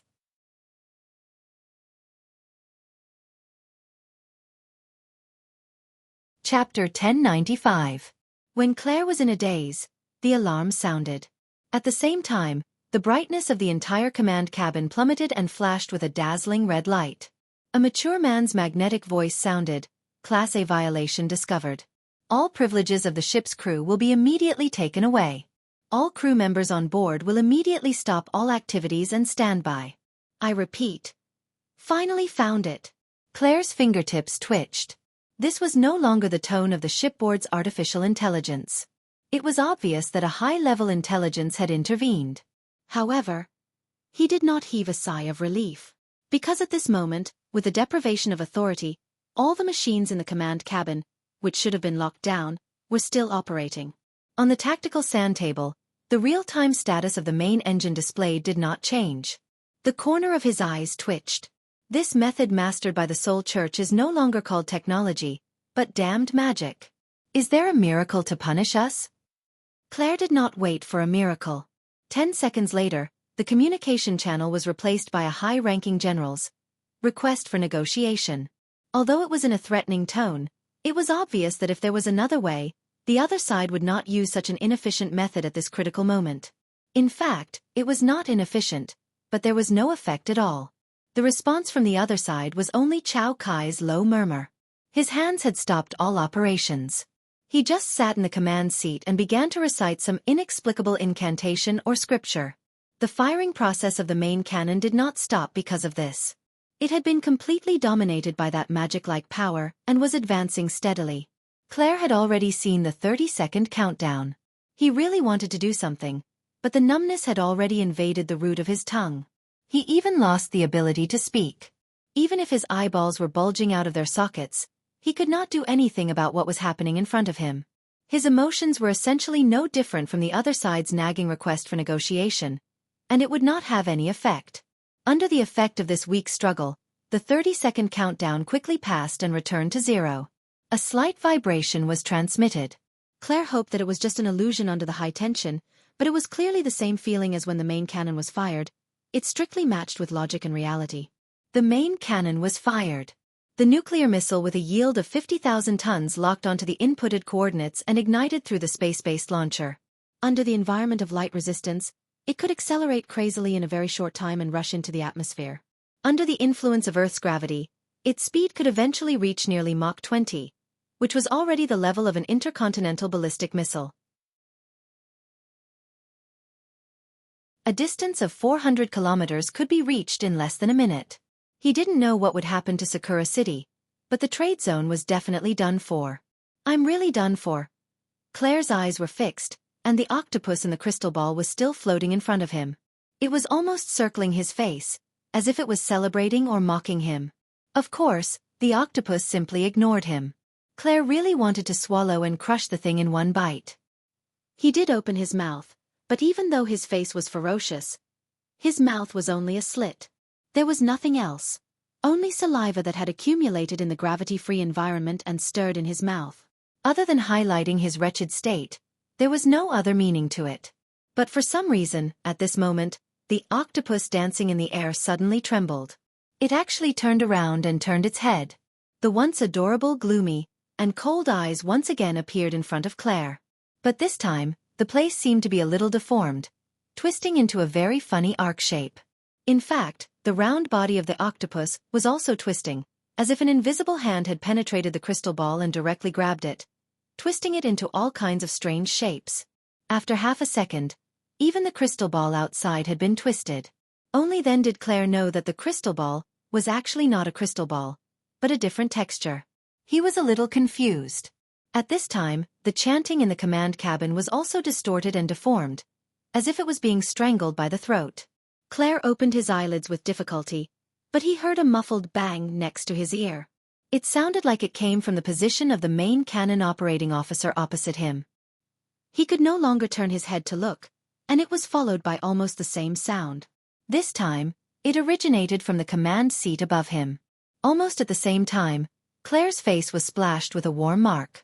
In fact, there were fragments of similar temperature and texture spreading out within his field of vision. It was like a bewitching flower of flesh had bloomed. It was close to 7 o'clock in the evening in Ban City. The sky had just darkened, and it was the peak of the evening.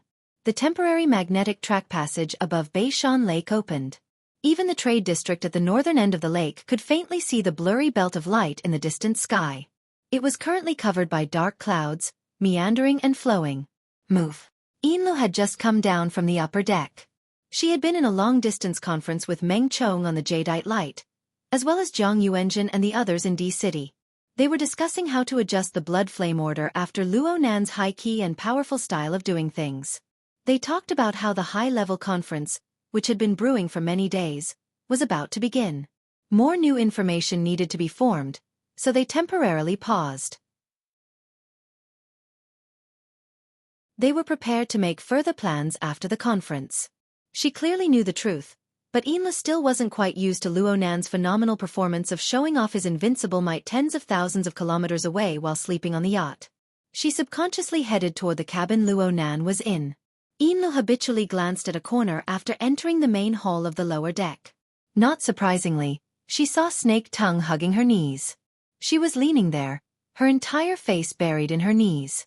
Snake Tongue didn't react to Yinlu's arrival at all. Ever since Snake Tongue became Luo Nan's experimental subject, her condition had never been good. Especially in the past 2 days, it seemed that she had been struck by some sort of ocular technique. Her condition had worsened. She was fine before Luo Nan's eyes, but most of the time, she had this dispirited and listless appearance. Yinlu gave up on communicating with Snake Tongue. She just came here out of habit. She didn't have a goal in mind. Luo Nan was resting in the bedroom, and he was splitting his attention to stir up trouble several thousand kilometers away.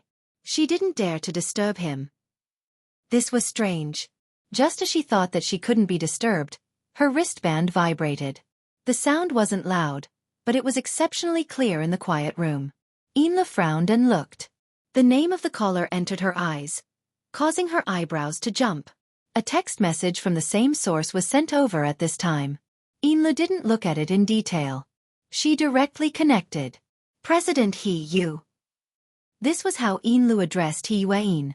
The two originally didn't have much interaction, but Yinlu had been collecting information from all walks of life on Luo Nan's orders recently.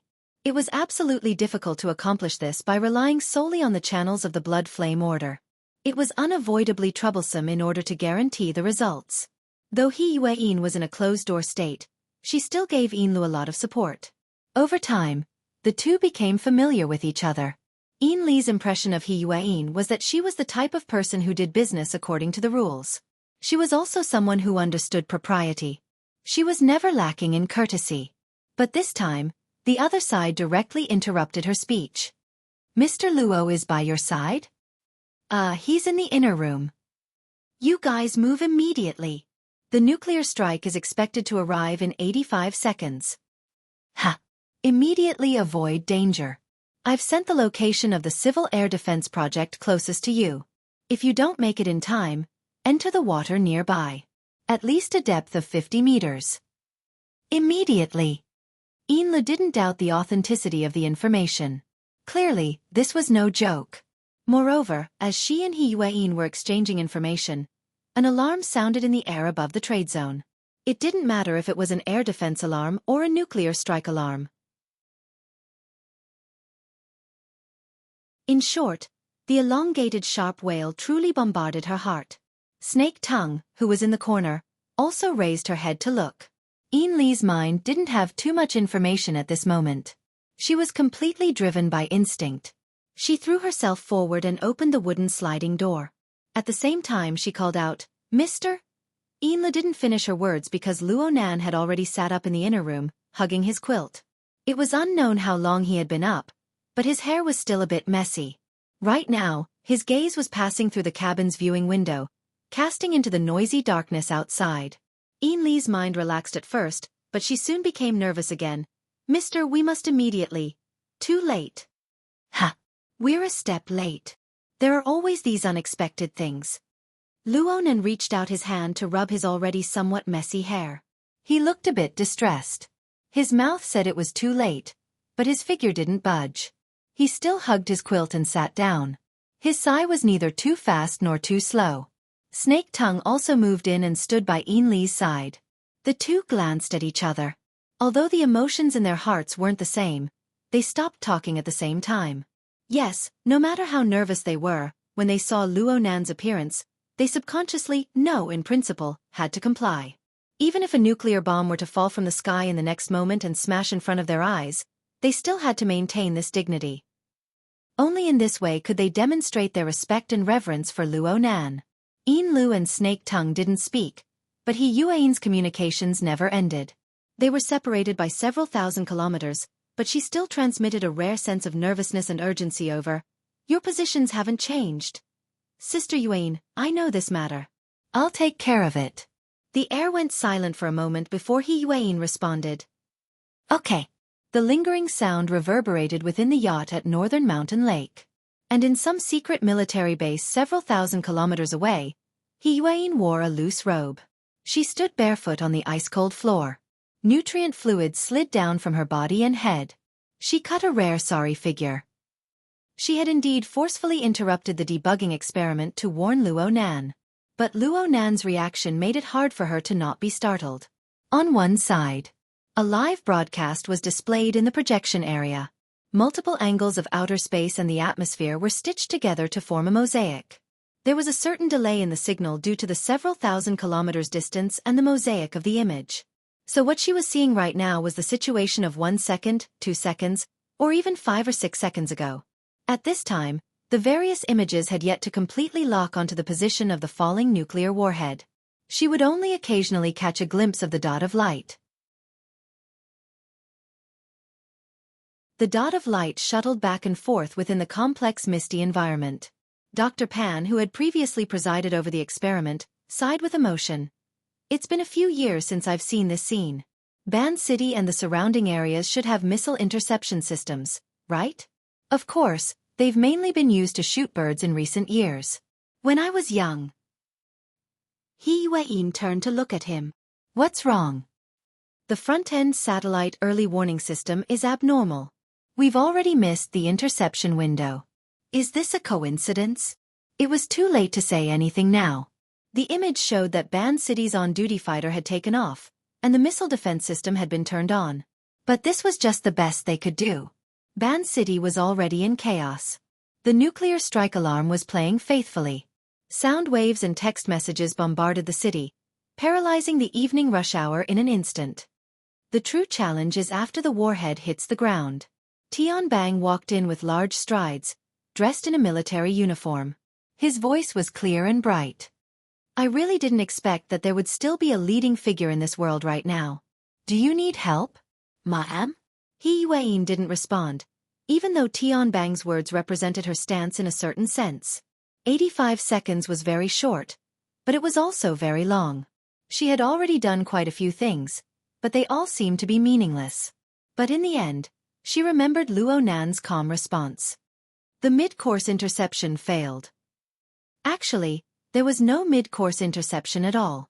Tianbang sighed as he watched. Space-based weapons were like this. Low resistance, high speed, short range. After breaking through the atmosphere, their speed exceeded Mach 20, bringing enormous pressure to the terminal anti-missile system. The reaction time was too limited. There's still 20 seconds. The time of destruction was already madly jumping toward the end in the time it took to speak. The first wave shouldn't be a problem. Tianbang unconsciously sped up his speech to express his opinion. They had given nearly a minute and a half of warning time. The surrounding environment was still fine.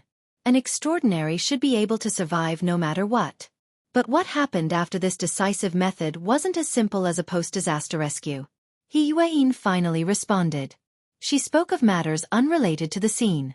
The Amaterasu court has taken to the sky. It's heading toward Beishan Lake. Interception. My ass. Hey, were they really not going to do anything?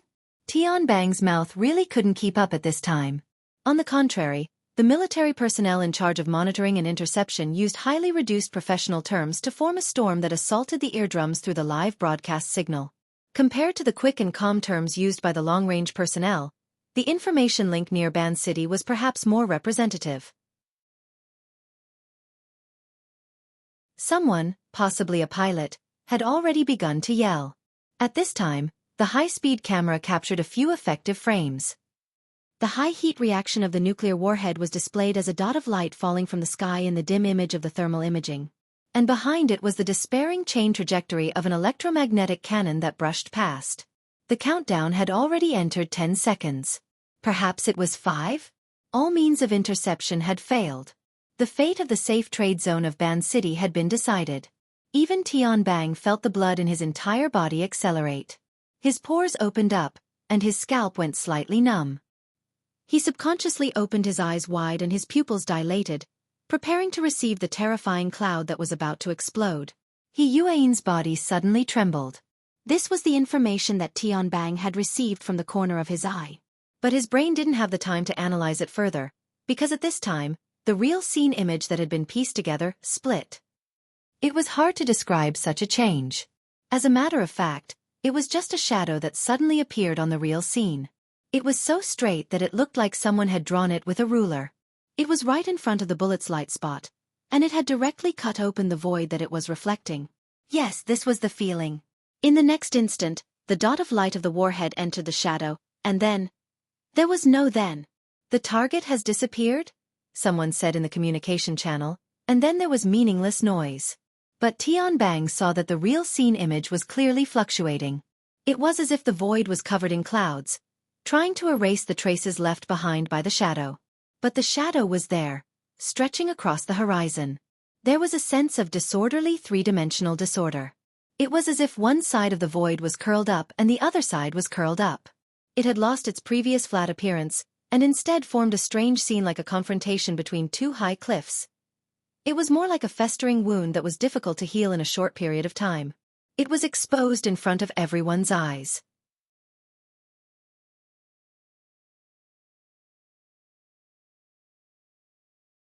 Chapter 1096. Right now, the professional technicians of the military who were dubbing the real scene images were at a loss for words. Their professional vocabulary was simply incapable of accurately and appropriately describing a phenomenon that exceeded the predetermined rules. Actually, it wasn't just them. Even Tianbang was a bit stupefied for a time after his initial impression of the scene. He was faced with the results of the images and scans from the sky, from the ground, from the far end, and from the near end. In the end, he simply ridiculed, "Is this a dimensional slash? Let's call it a rift for the time being." The previous feeling of a deep gorge facing off against a high gorge wasn't wrong. It was like the smooth night sky had been sliced and torn apart by a tyrannical force to form a deep and serene rift. It was still extending, and it was unknown where its bottom led to. Tianbang's line of sight fell into the hole of the rift. He was unable to pull it out for a while. What's inside? Where does it lead to? If I jump in, will I arrive at a new plane? Yuan didn't respond. Her focus was clearly different. She used ground monitoring, low-altitude satellites, and other methods to confirm that Luo Nan was unharmed. Then she adjusted her view to a far-off wide-angle mode. It was as if she wanted to find out just how far the rift extended to in the end. Yes, the void rift had a direction. After it swallowed the nuclear warhead, it clearly extended from the west to the east. Its farthest end already far exceeded the current recording range of the real scene images. Even if she changed her view, she wouldn't be able to reach it in a short amount of time. Many people didn't care about where it would extend to. They didn't even understand the situation before their eyes. What was the point of expanding it in a hurry? Clearly, He Yuan wasn't that bored. Soon, Tianbang understood. She wanted to establish a link between two important links. The rift above Northern Mountain Lake and the aircraft heading towards Northern Mountain Lake. It also seemed to be able to connect. It wasn't He Yuan's conceptual connection. Instead, it was the rift that continued to extend outwards. If he followed the approximate length of the rift, he might be able to touch it. The reason why Tianbang wasn't sure was because the straight crack that left a deep impression like a ruler had become more and more unstable as it extended. It had long lost its sense of direction. It was like the cracks that extended like branches and vines when a shoddy wall was about to collapse. It was also like a bolt of lightning that exploded in the night sky. No one knew which direction it would bend in the next moment, and it could even disappear at any time. However, there were always bigger wounds that appeared in the tiny cracks at the ends, and they continued to push forward. Well, lightning was more accurate. The description was complicated, but in reality, the speed at which the void cracks were advancing was extremely fast. It wasn't any slower than the speed of a nuclear warhead.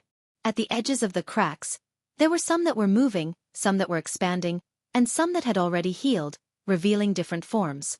However, the front end that extended outwards had already exceeded the recording range of the high-speed cameras. Even if He Yuan had already intentionally chosen to view from afar, she could only barely keep up. There was no need to even mention the details. I feel like it's going to collapse. Tianbang murmured. Ha! Dr. Pan did not understand. Don't you feel like this? It feels like the vault of heaven might collapse at any time. Sure enough, shoddy walls are more appropriate? This time, Dr. Pan understood half of what Luonan said, but it wasn't good for him to delve deeper. This was because the front end of the void crack that seemed like it could disappear at any time, but it was still advancing at a terrifying speed. It had already entered the same lens as the Amaterasu Court's flying device, which was moving at a similar speed. They're going to collide. Tianbang whistled. Rather than saying this was a judgment, it was better to say that he was looking forward to a play. From the direction that the void crack was extending in, it could be seen that Mr. Luonan, the one who drew the crack, had a comprehensive understanding of the entire situation. At the very least, he seemed to have a clear understanding of who it was that had tossed a nuclear warhead down above his head. Then, were the two sides going to fight now? A fight between extraordinary levels?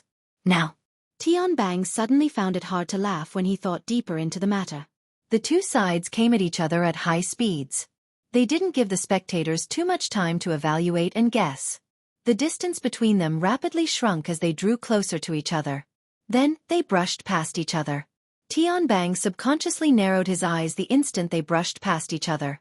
But nothing happened between the two, if not for the violent undulation of the flying device at the edge of the void crack. Tianbang keenly sensed that the undulation of the flying device didn't seem to be caused by turbulence in the air. Instead, it was more like a picture on a warped sticker. Even the void that bore it was warping and fluctuating. Wow! He let out an emotional exclamation. The problem was that this kind of turbulence wasn't the main show. This was because the void crack continued to extend at an astonishing speed. If this continued, then the area it extended to, the Amaterasu Court? The Amaterasu Court was located in the open sea east of Ban City. The position where the sun rose represented the Amaterasu Order's transcendent and powerful control over the city of 10,000 gods. Honestly speaking, it wasn't that far away. At the very least, it was nothing compared to the speed at which the void crack was extending. Tianbang, who was at the side, did not have much room to ponder. In just a few breaths' time, in the east, half of the sky that was already filled with greenish-black colors suddenly shone brightly. It was as if a sun had leaped out more than 10 hours in advance. Or was it a nuclear bomb that had crashed there? Tianbang really thought so. But after a long time, he didn't see a mushroom cloud rise. nor did he hear any explosion. He couldn't help but feel a little confused. Was it a nuclear explosion? Tianbang asked He Yueyin. The latter also shook her head. Although it was convenient, it would still miss a considerable amount of information. It was difficult to make a quick judgment. As they spoke, the strong light in the east dimmed. In this barely visible light, the spreading of the void crack finally seemed to be hindered. It was as if there was some kind of power in the strong light that was resisting it. Or more accurately, it was an invisible barrier that no one had discovered before. It was blocking in front of the void crack and was slowly appearing under the collision. In a sense, the void crack was spreading. But it was no longer like before, where it seemed to be tearing the sky apart. Instead, it began to spread. It was as if an invisible porcelain had been smashed in the void, and a spider web-like crack appeared. And in the inner layer of the crack, which was the depths of the strong light, there seemed to be vaguely a tree trunk, branches and leaves, as well as the corresponding veins, extending outwards. This wasn't just a description, it was an actual image. There really was a giant tree that towered into the sky. Its canopy was like the clouds, but it was also colorful. It filled more than half of the lens, and it was far from being able to capture it. It felt as if its branches and leaves had even spread to the coastline of Ban City, and were moving towards a deeper area. But now, a small half of this scene had already been torn apart by the void crack. One could vaguely see thick branches and gorgeous colorful leaves breaking off and flying down. They came from nothingness, and returned to nothingness. No matter who it was, no matter how close or far, when they saw this scene, they were all momentarily speechless. And this scene didn't last for too long. As the strong light continued to weaken, the giant tree that towered into the sky also dimmed. Even the void crack that had caused everything to explode seemed to have been filled with too much light. Finally, its momentum dissipated, and it gradually closed up without a trace. Another few seconds passed. Everyone's line of sight was once again covered by the curtain of night that should have been present during nightfall. The sea and sky to the east of Ban City were once again vast and boundless. And in every corner of the city, shrill sirens, noisy shouts, car horns, and other sounds became embellishments of the current situation. Oh my, why did you have to make such a mess? Mo La, who was in the aircraft, had just experienced a turbulence that wasn't caused by air turbulence. With her highly sensitive senses, she could even hear the many circuits of the aircraft, and the groans of the outer shell cracking and shaking. The various furnishings in the luxurious cabin that she was in were also a mess. Most importantly, she was already all alone. The two people who were originally riding with her were forced to return to take charge of the defense of the God Court the moment the void crack appeared. They didn't even greet them. This was really rude. That's right. An unexpected result. Emola laughed in self-mockery. She raised her wine cup. The cup contained a bit of wine that she had saved from a spilled wine bottle. She didn't mind. She let the translucent wine swirl around the rim of the cup and between her lips and teeth, just like the undulating void. Compared to this, the wine was really dull and tasteless. She's younger than me by 10 years. Is it because of her talent, or is there some other reason? In any case, it looks delicious. Her teeth streaked across the wine, and she rubbed her lips that were painted light purple. Blood slowly came out. She didn't feel any pain. Instead, her smile became all the more bewitching. But in the next second, she confirmed the direction of the aircraft. She rolled her eyes, got up, and walked into the cockpit with large strides. Are you trying to bring me to my death? It's troublesome. The wrong angle. How can I go to the Amaterasu God Court, Xia City? Thank you. Speaking of which, do you have enough fuel? Registration for the intercity aircraft? Visiting relatives. My blood sister is there. Yeah, there's a cheap master there too. The aircraft brushed shoulders with the low-flying fighter jet. Going to Xia City required flying over the skies of Ban City. There were still some rational pilots who took a detour around Beishan Lake. The problem was that in the eyes of some people, this so-called detour was meaningless. Emola could clearly feel that when the aircraft passed through the thick clouds above Ban City, the cracks in the void and the powerful light couldn't completely tear through them. Her body and soul structure clearly had a sort of marvelous penetrative feeling. Emola maintained her smile, and this feeling quickly disappeared without a trace. She didn't say anything else. Of course, It was also possible that he had entered a level that she still couldn't reach. She didn't bother about this. She just drained the remaining wine in her cup in one gulp. Very gentlemanly. Delicious boy. He Yuan and Tian Bang were thousands of kilometers away, especially on the level of extraordinaries. It was really hard for them to grasp the details of the situation over at Ban City. But no matter what was said, the most difficult and complicated period should have passed as the aircraft passed through the skies above Ban City and headed in the direction of the old continent. There was no follow-up from the direction of the Amaterasu God Court or the direction of Beishan Lake. Both sides entered a seemingly tacit state of silence. It was frail, but it gave one a narcotic sense of security. He Yuan's eyebrows relaxed a bit, but she cut a bit of a sorry figure at the moment.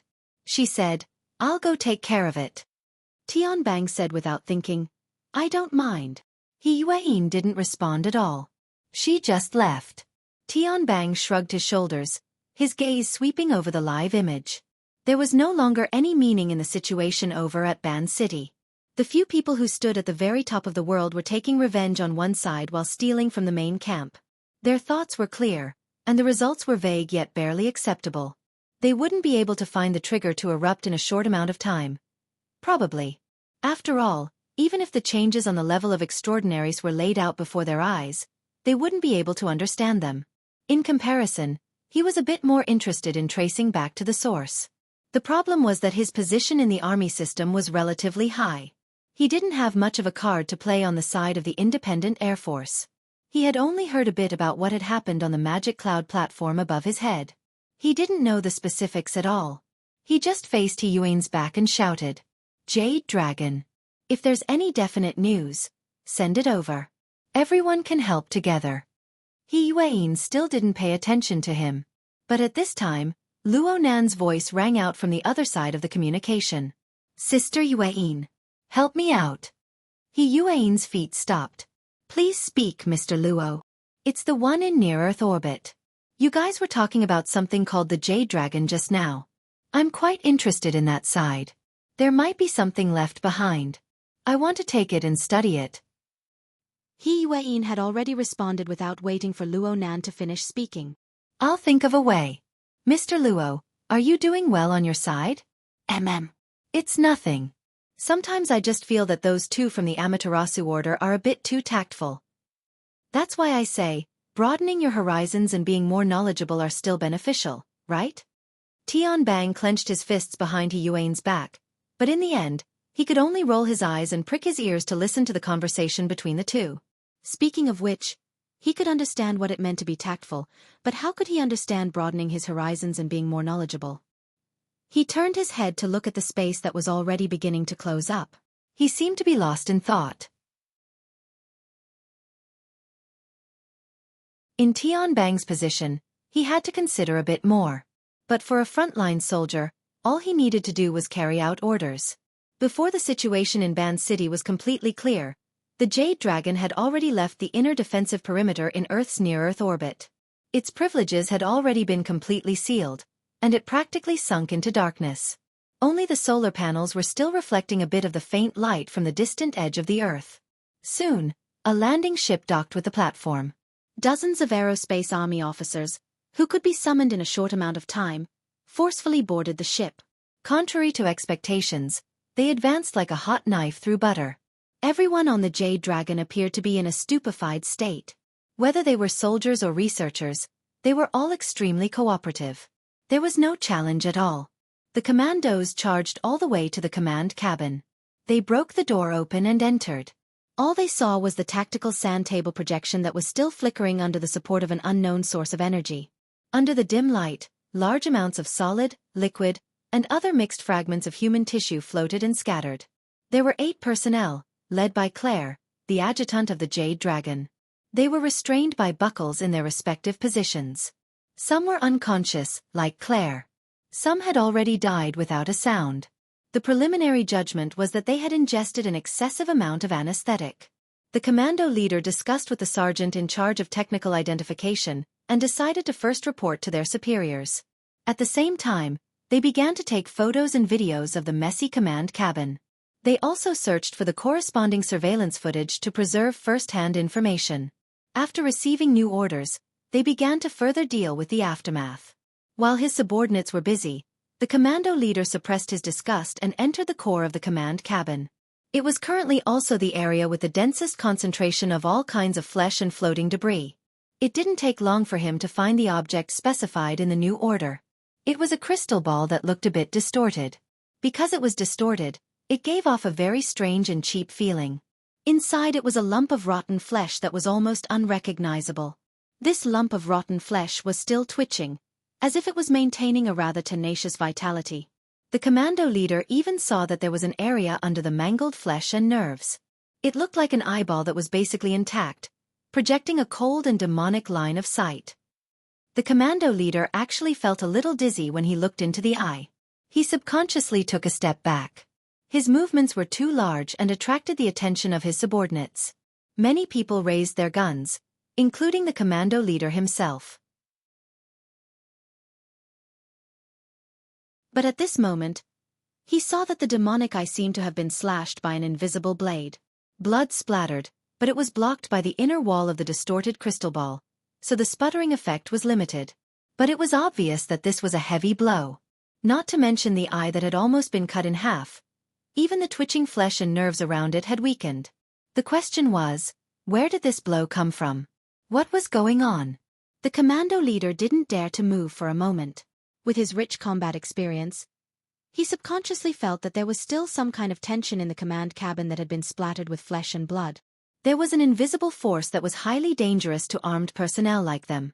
He turned on the communicator and contacted the command center again because this was clearly different from the description in the order. A few seconds later, he received a more accurate answer. That's right. All right, whatever you say. The commando leader put in a lot of thought for this temporary order. It wasn't easy for him to find a sealed metal container and store the distorted crystal ball. Strangely enough, the entire process didn't have any twists and turns. After storing it inside, he could sense a rhythmic pulse in the container through the sensor on the exoskeleton armor. There was even a kind of ice-cold touch that made him shiver involuntarily. Illusion, illusion.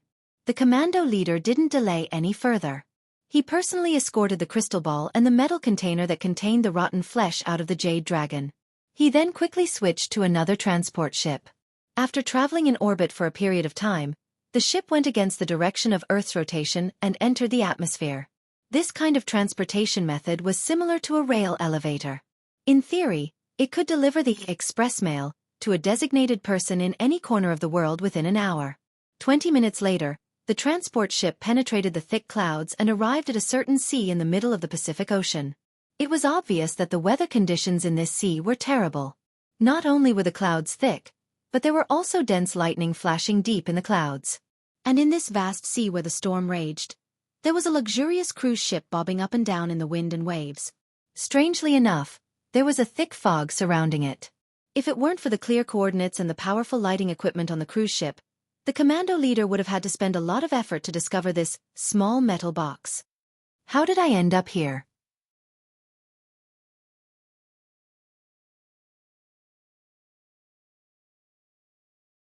Chapter 1097. Reality did not give him a clear answer. Since there was no platform on the luxurious cruise ship that could take off and land an interstellar transport ship, the assault team leader had to exit the cabin and use the short-range flight function of the exoskeleton armor to land directly on the cruise ship, cross the last kilometer, and deliver the goods to his doorstep. Without a doubt, someone who could use military resources like this and use such resources had to be someone with great power. If it was just to satisfy some people's curiosity, it would be fine, and it could even be called fooling around. But when it came to the mastermind behind this matter, or even to destroy physical evidence, it should not be. As a qualified professional soldier, the assault team leader should not be so crazy in his mind, but in the current situation, he could not help but think too much. When he opened the hatch, he subconsciously checked the black box inside the armor. Only then did he jump and use the short-range jet engine on the exoskeleton armor to pierce through the layers of clouds and quickly approach the luxurious yacht. Almost the moment he exited the cabin and flew down, the high-precision radar had already reported many reaction signals that could pose a threat to him. The assault team leader almost crashed back into the transport ship. It was also at this time that his superior gave him a timely comfort and warning. You don't have to worry about anything. Deliver the goods safely to the designated person, and you will be given credit. This is more like an illegal operation. The assault team leader cursed in his heart, but he still braced himself and moved toward the luxurious yacht under the blinking warning lights. When he was only about 200 meters away from the yacht, a voice finally sounded from the previously designated temporary communication channel. Please come to this position. The assault team leader pursed his lips and swore to be a mute tool. He listened to the arrangements on the other side, drew a small arc around the hull, and arrived above the precise coordinates given by the other party. His vision passed through the thick fog. He felt that this should be a pool deck, a place where the rich played and indulged themselves. However, the visibility here was terrible. It was as if the pool that originally stored water had become a place where clouds and fog had accumulated. Since it was already night time, ordinary people could really get lost here.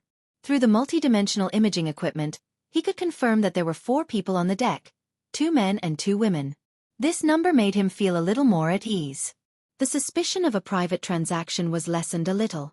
Temporarily dispelling the distracting thoughts in his mind, the assault captain adjusted the exoskeleton armor to hover mode and descended. Even so, the tail flame still inevitably scorched a part of the wooden deck. Of course, there was no one here to stop him and ask for compensation. There was only a thin and capable man who directly walked forward without the slightest fear of the 3-meter-tall steel war equipment, indicating that the handover was complete. The multidimensional imaging showed that the other 3 people were still in their original positions, hidden in the thick clouds. If that was all there was to it, there was indeed a strong sense of mystery. But a woman's lively voice suddenly shattered the atmosphere. That's it? No wonder you're secretary he. What a great honor. Aha, little Zhang. You are making things too complicated. This has nothing to do with face. If you're hit in the head by a nuclear bomb from the military and you're not hurt at all you have to do is make a phone call and say, "Do me a favor and we'll call it even." Do you believe that the people in the military will immediately clean themselves up and let you do whatever you want to them? Disgusting. Amidst the confusing and informative conversation, the assault captain handed over the sealed metal box. The thin man in charge of receiving it nodded at him. You can go now. With that, he turned around but did not face anyone on the deck. Instead, he walked quickly to where the swimming pool was. The assault captain had a stomach full of questions, but at this moment, his superior kept urging him. Hurry up and go. Don't delay. He had no choice but to obey. He adjusted the hover mode and increased the power of the jet engine, causing the charred part of the deck below to really burn. Because of the high heat that was emitted, a part of the clouds was blown away, causing the thick fog above the swimming pool to disperse a little, revealing a vague figure above. It was not one of the 4 people that had been detected earlier. That person was also hovering in the air, at the same height as him. However, he was not wrapped in the exoskeleton armor, nor did he have any engine to support him. He just quietly hovered like a cold ghost. The assault captain shuddered. When he wanted to take a closer look, the exoskeleton armor had already sped up, and soon, he was more than 100 meters in the air. When he looked down again, the fog had covered the deck again, and he could not see anything. As for multidimensional imaging, enhanced scanning, and so on, please, he was not an idiot. The assault captain was not stupid. He strictly followed the instructions and directly deleted the temporary channel, putting an end to this matter. However, it was difficult to control a person's heart. He could not hide his curiosity, and while the distance between them increased, he subconsciously lowered his head to take another look. Speaking of which, it was strange. He was already hundreds of meters in the air, but the farther he got, the clearer the deck became. He could vaguely see the 4-5 figures, especially the one floating above the swimming pool. It was that person. He seemed to have already obtained the metal box with the strange crystal ball and rotten meat sealed inside. Then, he raised his head and looked over. Looked over? The assault captain's heart skipped a beat. It was also at this moment that a powerful binding force suddenly acted on his body. The pressure on his body and the sharp alarm in the cabin formed a chemical reaction, stimulating the secretion of a large amount of adrenaline, and his entire body suddenly tensed up. Silencing the witness! He cried out in his mind. He practically increased the output power of the engine by instinct, but the power also rose along with it. It was to the extent that the value on the altimeter didn't increase. Instead, it flew down. As for the assault captain, he felt as if he had gone from a gravity-free environment to 10 GS in an instant. It was to the extent that his vision went black, and his consciousness went blank for a second or two, maybe even longer. Bang! By the time he came back to his senses, the exoskeleton armor had already returned to the deck. Its landing posture was actually quite appropriate. Aside from the empty deck, there was also the pilot, who was spinning around. At this time, another message came from his superior. Danilo, there's been a change of orders. You stay there and assist in completing the new mission. You also need to eliminate the possible infection. I wish you good luck. What? What the hell are you doing? Zhang Yingying shouted towards the sky above the swimming pool. She had heard the news of the nuclear bomb descending on Osaka City. She was unable to contact the real person, so she ran over to look for her avatar. She never expected to see such a scene. She was the one with the least amount of information in this group. She was more and more unable to understand what was going on. Get back the evidence. Luo Nan said some nonsense. Isn't that place closer to Osaka City? The conditions here are better. It's more suitable for collecting and organizing materials. As Luo Nan spoke, the more agile control lines of the magnetite mica had already pierced through the twisted crystal ball and rotten flesh countless times. It used its unique perspective to observe. Zhang Yingying was completely unaware of this. She just asked, "What the hell is this? A mutant?" It should be, and it's highly contagious. At the very least, the one who sent it over has already been infected. Luo Nan's hands were filled with dense water vapor. He had already created layers of isolation. So stay away. Hey, what about Meng Chong? There's no problem at the moment.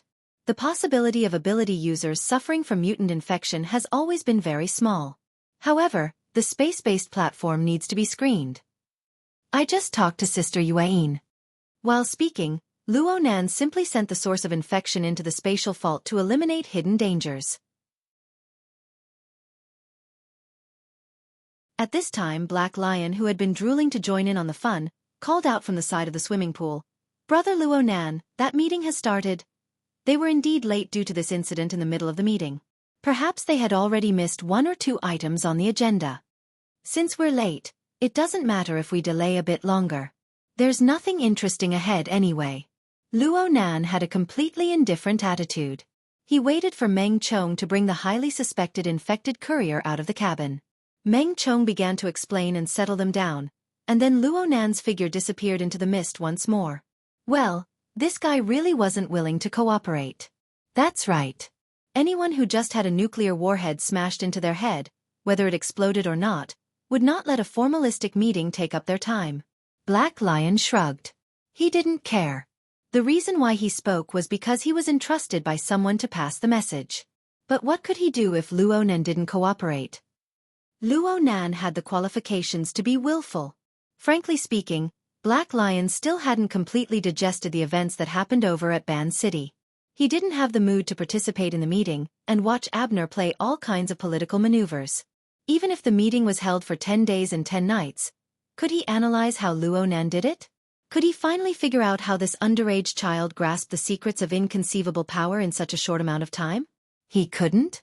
If he couldn't, then what the hell was he doing? The human heart always had its ups and downs. For a time, Black Lion's interest was dull. He waved goodbye to Luo Nan and prepared to find a secluded place to sort out his thoughts and emotions. He didn't walk far before someone called him again. Black Lion looked at the contact and his lips curled. It was Old L's call. This old thing, who had been eliminated in a dishonorable manner, took the initiative to get involved again after a few hours of psychological and physiological adjustment. Black Lion didn't know if this old thing had a deeper plan or if he was simply intrigued by the major incident that nearly became the headline news of the entire 90s. Perhaps it was the latter? Black Lion could easily tell that Old L's was actually using a simulated human voice.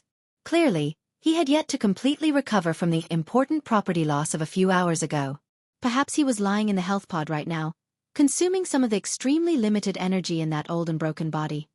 You're next to that kid? I just left. Have you figured out the twists and turns? Heh, are you teaching me how to do things? It's just a conventional prejudgment. If you didn't do it, then it probably proves that the kid has caused an extremely direct impact on you, to the point where your curiosity to get to the bottom of things has been suppressed. Congratulations on still having the strength to say such a long sentence. Sure enough, once you've been eliminated, all sorts of calmness and reason will return. From this point of view, perhaps that luxurious health pod is the best place for you to return to. The Black Lion sent a warning and a curse before ending the communication. This wasn't considered an act of anger because he really didn't have anything to say or communicate with. He had been by Luo Nan's side when the incident occurred, or at least he had been by one of Luo Nan's sides. He had high-level privileges as an extraordinary, helping him understand the general outline of the entire incident as well as some key links. However, the truly crucial point was still like the thick clouds and mist surrounding the Jade Light ship. The phenomenon was there, but its roots were unfathomable. Why? Why was Luo Nan able to predict the future? Why was he able to quickly lock onto the mastermind behind the scenes? What was the reasoning behind Luo Nan's ability to tear through the void? What was the origin of such a handy ability? Actually, there was a barely acceptable answer to every question. Luo Nan was able to survey the entire world and expose a group of people harboring evil intentions in real time. Why was he unable to discover the plot in near-Earth orbit that was only 400 kilometers away? Luo Nan was able to send a group of billionaires and experts in the field of distortion research to the roof of the world. What was the big deal with dealing with a falling nuclear warhead with such a method of warping space and time? As for the origin of the ability and method, everything would be fine if he pushed it to the new plane. However, the crux of the problem was never whether or not a reason could be found. Instead, it was the reason, the ability, and where the true boundaries of it were. Was this a momentary stroke of luck, or was it an inevitable outcome? Would this always be the result when they faced similar incidents in the future? This was a very serious judgment question. It determined whether they were facing a person with powerful abilities or an omniscient and omnipotent god. Of course, the possibility of the latter was far, far too low. But looking at it from a realistic point of view, it would be safer to take the attitude one would have when facing a god before the boundaries were explored. Black Lion's mind stirred slightly at this time. He suddenly understood a bit. The mastermind behind the scenes who created such a major incident might have some intentions. Where in the world were the boundaries of Luo Nan's ability? It wasn't just the mastermind behind the scenes. Perhaps all the magistrates of the world, and even all the curious people, would do everything in their power to probe. Old Els would go all out to communicate with Luo Nan. Frankly speaking, he had the same thoughts. As for Luo Nan, what would he do? Black Lion tried to put himself in Luo Nan's shoes, but he was unable to do so in the end. This had nothing to do with Luo Nan's personality.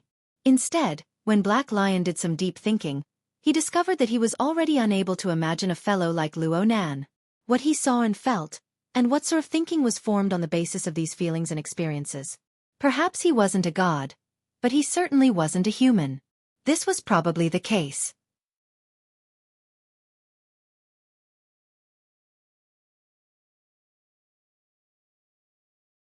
Chapter 1098. Luo Nan's consciousness followed the basic structure of the magnetic optical mica to wander about in the vast and marvelous new world. The so-called new world was just the world he was used to seeing in the past. It was a brand new creation under the unique perception of the magnetic optical mica. Luo Nan shouldn't rashly describe the current situation. It had already lost its usual smoothness and tone. It had turned into countless bubble phantoms that ran along the edge of the gravitational vortex of the sun and the earth. They were warped and impacted by countless other forces. It could even be further refined into a grid of various frequency bands that interweaved with each other in various forms. Luo Nan didn't have the intention to investigate in detail. This was because everything he saw at this stage was the product of forcefully twisting old experiences and new horizons. He really lacked the corresponding analytical tools to make a meaningful interpretation of this new form of space, time, life, and matter. This point wasn't written in the theory of the school of fantasy. There was no clear answer in the existing database. It wasn't possible for him to obtain or extract relevant knowledge in a short period of time. He needed to adapt bit by bit and harmonize with his past experiences. Therefore, he did his best to analyze and ponder with his past experiences in order to realize an orderly connection. Even so, he still needed to receive and process a rather extensive amount of information. Reactions from all sides were basically fed back to him. Some were directly sent messages and phone calls by acquaintances. Some were collected by Luo Nan on his own initiative. This included the global scope and even the near-Earth orbit region that he had just barely reached. Everyone who knew him and had a conceptual understanding of the previous events radiated clear and complex signals. How to put it? Homogenization was quite serious. If one were to roughly describe it with emotions, they would basically be astonishment, fear, doubt, bewilderment. Nothing more than that. They were probably all subdued by Luo Nan's nearly inconceivable operation. Luo Nan had continued and pushed the jadeite light auction to this day. Luo Nan was a deterrent to this world. The nuclear bomb on the material plane hadn't exploded, but the mental plane seemed to have been plowed flat quite a few layers. It could be interpreted in this way for the time being. Frankly speaking, Luo Nan was a bit proud of himself. Thanks to the timely replacement of the sensing medium by the magneto-optical mica jellyfish and the expansion of the sensing range, although the information from more dimensions was much more blurry, the limits of his mental senses had expanded from the Earth's biosphere, which was rich in water vapor, to the low Earth orbit, where the air was extremely thin. Because of this, Luo Nan's warning time was longer than most people estimated.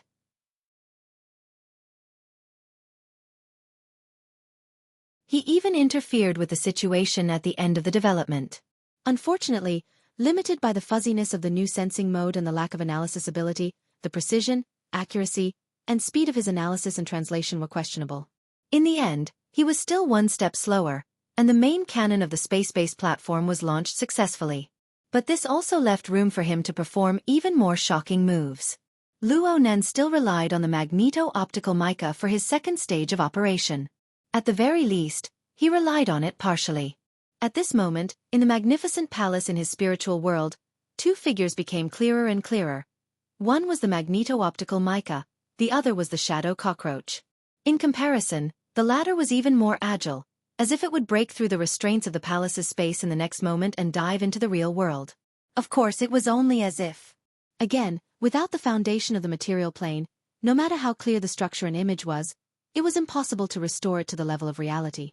In particular, the shadow cockroach was an extremely special existence. From his experience at the relay station, Luo Nan knew that it was very difficult for this thing to survive on the material plane of the local spacetime. It simply did not belong to this spacetime. There was a saying that the shadow cockroach was not an independent life form. It was the tentacle of some terrifying demon in the spacetime of the outer realm. Only the special ability of the magneto-optical mica could open the realm gate. Only then could Luo Nan take it by surprise and throw it into the local spacetime, achieving an instantaneous spacetime cleave. At the present stage, the magneto-optical mica that Luo Nan had cultivated was merely a larva. Sorry, Luo Nan had yet to research an operational plan to open the realm gate. When all was said and done, the attack that tore through the void was just a reference to Luo Nan's past memories and the structure that appeared in the Palace of the Mind. Luo Nan fused his own understanding of the structure of spacetime into a successful imitation. That was all. It was because of this that the very first crack in the void was perfectly straight. It was filled with traces of artificiality. But the more time passed, the more Luo Nan was able to experience the miraculous power of the shadow cockroach crossing worlds to come like a butcher dismembering an ox. The shadow cockroach followed the warped lines of spacetime and easily tore through the relay station's spacetime barrier and the bloodshed field. Therefore, the more the crack in the void extended, the more it had a bit of the charm of the shadow cockroach tearing through space at the relay station. Of course, this was all he could do for now. He still needed to carefully organize his insights in the future. Yes, this was all. In the end, Luo Nan was not muddle-headed. At the present stage, more and more people radiated emotions of shock, admiration, and fear with the passage of time. They revolved around this matter, endlessly magnifying the Luo Nan chi in their hearts. They stirred up more and more power, and in turn, they were used by Luo Nan. The resources he could control grew larger and larger, forming an astonishing virtuous cycle that continued to improve. It was like an enormous engine erected on the mental plane, endlessly absorbing fuel and releasing surging power. But such power was risky in the end. If Luo Nan hadn't realized the differential coupling of the body gear and the god gear early on and formed the boundless soul cloak and the altar spiderweb to contain excess energy as a buffer structure, he would certainly have exploded by now. Luo Nan didn't explode, safely passing through this juncture. Recently, he had made deep contact with the Abyssal Sun Wheel and the Heavenly Abyss Empire civilization. He had even borrowed the help of the Innerverse simulator to enter the dream. He had gained a thorough understanding of a series of related theories. With these theories as a guide, he finally possessed enough power to control and overturn the universe. But was he really omnipotent? Especially after his experience at the relay station, his horizons had broadened to the era of the universe, to the level of the Heavenly Abyss civilization. He couldn't help but think, this kind of power could run amok on Earth for a time. But what about in a different environment? In the Light Concealment Galaxy, not to mention his imitation, he had personally experienced the power of a true magnetite mica, the power of a great sovereign. Needless to say, in this vile and poisonous environment, the power of the mental side wouldn't die fast enough. Even if this was a special case, the wider interstellar civilization society didn't seem to be stable. It was just like Liang Lu's notes on the lamination interference technique. It reflected a cautious mentality. Luo Nan wasn't the kind of neurotic person who would be crushed by some illusory, far-sighted considerations. But in the end, he was still used to searching for a more effective frame of reference, to give himself a relatively fair judgment. The Heavenly Abyss civilization possessed a complete, precise, and clearly divided level system as a blueprint. Did he really want to degenerate to the point of living on Earth, where the system of supernatural powers was still relatively chaotic? Did he want to indulge in foolish, arrogant dreams? From Luo Nan's perspective, this wasn't a problem at all. He didn't need to waste energy on this. Instead, there was a thought. It was like an island during the continental movement. It gradually rose from the depths of the sea of chaos. Under the arching and polishing of this thought, it emerged more and more clearly. The environment molds people. The environment changes people.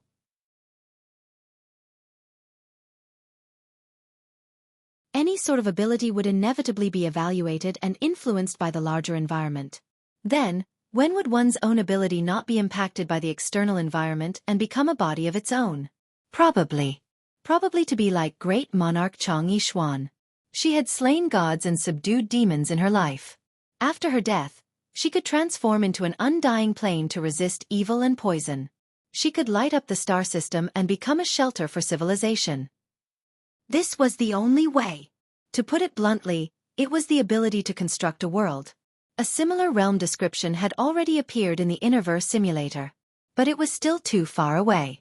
Luo Nan wasn't prepared to think too much about this. He returned to a more direct goal. Don't even talk about a real world with its own rules. He hadn't even broken ground on a deceptive counterfeit. Mr. Luo, who could overturn heaven and earth, why don't you pinch a new plane to see? Luo Nan smirked. His last bit of complacency was wiped away cleanly. Then again, pondering and spurring himself on was admittedly good. But the great enemy that had always been hiding behind the scenes, the great enemy that still hadn't made his appearance. Should he also be pondered? The current situation felt a bit off course. Off course. The blood demon really enjoyed the realistic feeling of the chairs in the virtual venue, and he was quite cooperative. He didn't deliberately see through anything because of the extraordinary perception of an extraordinary. He was a human. He wanted to deceive himself and others. Zhang Yingying rolled her eyes a few times after Luo Nan made that prediction, which made people unable to laugh, and it came true in one fell swoop. But Luo Nan's side was really hard to talk about, so he simply entered the venue early to watch the excitement. Right now, it really was quite lively. This was the Global Extraordinary Summit Conference that started with the death of the veteran extraordinary Gong Qi. It was a hot topic because of the new plane. It attracted the attention of practically all extraordinaries and people in power from all walks of life. It had been prepared and brewed for many days. It had gone through many twists and turns. Once it was convened, people from all walks of life spoke enthusiastically. The problem was that because of the actions of Luo Nan, the topic of discussion had already been distorted into something that wasn't the same. The original topic, the determination of old Mr. Gong Qi's death, was covered in a few words. Fine, Luo Nan didn't even have to wait. He blew himself up, but what could you do to him? The conference did say that blood relatives were allowed to take revenge. But was this because Gong Qi's bloodline hadn't fallen thoroughly enough? As for the topic of the new plane that was supposed to be the most explosive, The main character didn't come at all.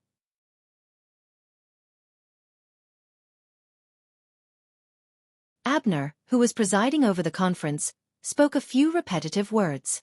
He chewed on his words, changed his words, and repeated them dozens of times. There was no real meaning to his words. Actually, if someone dared to break the topic, it wasn't like they couldn't discuss it. However, the scene of the world's roll call and the one-way trip to the roof of the world were still vivid in their minds. The chaotic yet incomparably sincere auction was still going on, constantly setting new highs. Not to mention, there was an attempted nuclear explosion over at Ban City. The explosive news diluted the explosive topic. It was like using a nuclear explosion to suppress nuclear radiation. It sounded absurd and ridiculous, but it also possessed a high degree of rationality. Therefore, the rare summit conference quickly turned into an analysis meeting of the attempted nuclear explosion. This was an unforeseen event that absolutely wasn't on the agenda. It also showed that Abner had completely lost control of this conference. Yes, from Blood Demon's point of view, Abner had never spent any effort to control anything. This veteran extraordinary, who had already mutated into a standard political animal, seemed to want this discussion to continue. He wanted to help Blood Demon gather some information and ideas so that he could sort out a train of thought amidst this chaotic mess. Therefore, the discussion in the virtual conference hall continued on without the main topic. It caused a summit conference that involved key events and scarce resources. It should have been serious and tense. It should have even been filled with the light of blades and shadows of blood. However, it turned into a tea party. At most, it was an academic seminar. Blood Demon confirmed the time. The hour hand was nearing 11 o'clock. The conference had already gone on for nearly an hour. The discussion regarding Luo Nan was still in the ascendant stage. It seemed that it wouldn't hurt to talk for an entire night. Several core big shots, including Abner, had tacitly agreed. Clearly, they weren't just interested. They were also waiting. They were waiting for the arrival of the fellow who could make this conference truly meaningful. While he was thinking, colorful light gathered to the side. A new projection cut in. This projection was guided by the conference system. It directly entered the innermost round table sequence. Blood Demon's mind was roused. He's here. Within the virtual conference hall, the participants all received the relevant information, whether it was through watching or through the system's prompts. Their thoughts converged in the first instant. That's right. It was Luo Nan. This young man, who easily pulled apart the age gap between him and everyone else in the conference hall, appeared in his position. His position reflected the details. Luo Nan's position was on the opposite side of Abner, the convener and host of the conference. The two's positions were slightly staggered to avoid being directly opposite each other. Luo Nan gave the opposite position to the two members of the Amaterasu order. It was worth mentioning that this position adjustment was made urgently after the nuclear bomb incident. This wasn't just a recognition of Luo Nan's position, it was also Abner's attitude. Only the heavens knew whether or not Luo Nan would be able to accept this little detail. From the looks of it, this young man's focus was clearly not here. It was no wonder that True God and the Pope didn't appear at this conference. The designed opposition and shield were already meaningless. But it was the absence of these two that made people have no choice but to consider whether or not a victor had already been decided behind the anticlimax conflict. It didn't matter if it was in a symbolic or practical sense. Everyone in the conference hall had their own distracting thoughts. Luo Nan, who had entered the virtual conference hall, was also adapting to this new environment. At the very least, he had to convince himself that this scientific illusion was real. He looked around and immediately saw the Blood Demon beside him. He smiled at him, and the latter raised his eyebrows in response. "What's the topic?" Luo Nan asked casually. He didn't expect the clamor in the entire virtual conference hall to quickly recede in these short 2 or 3 seconds until there was nothing left. Only his own voice reverberated in the room. "You're tuning in to the Xiaofan's Wuxia Tales YouTube channel. Don't forget to subscribe and join us on this journey to catch the most captivating stories.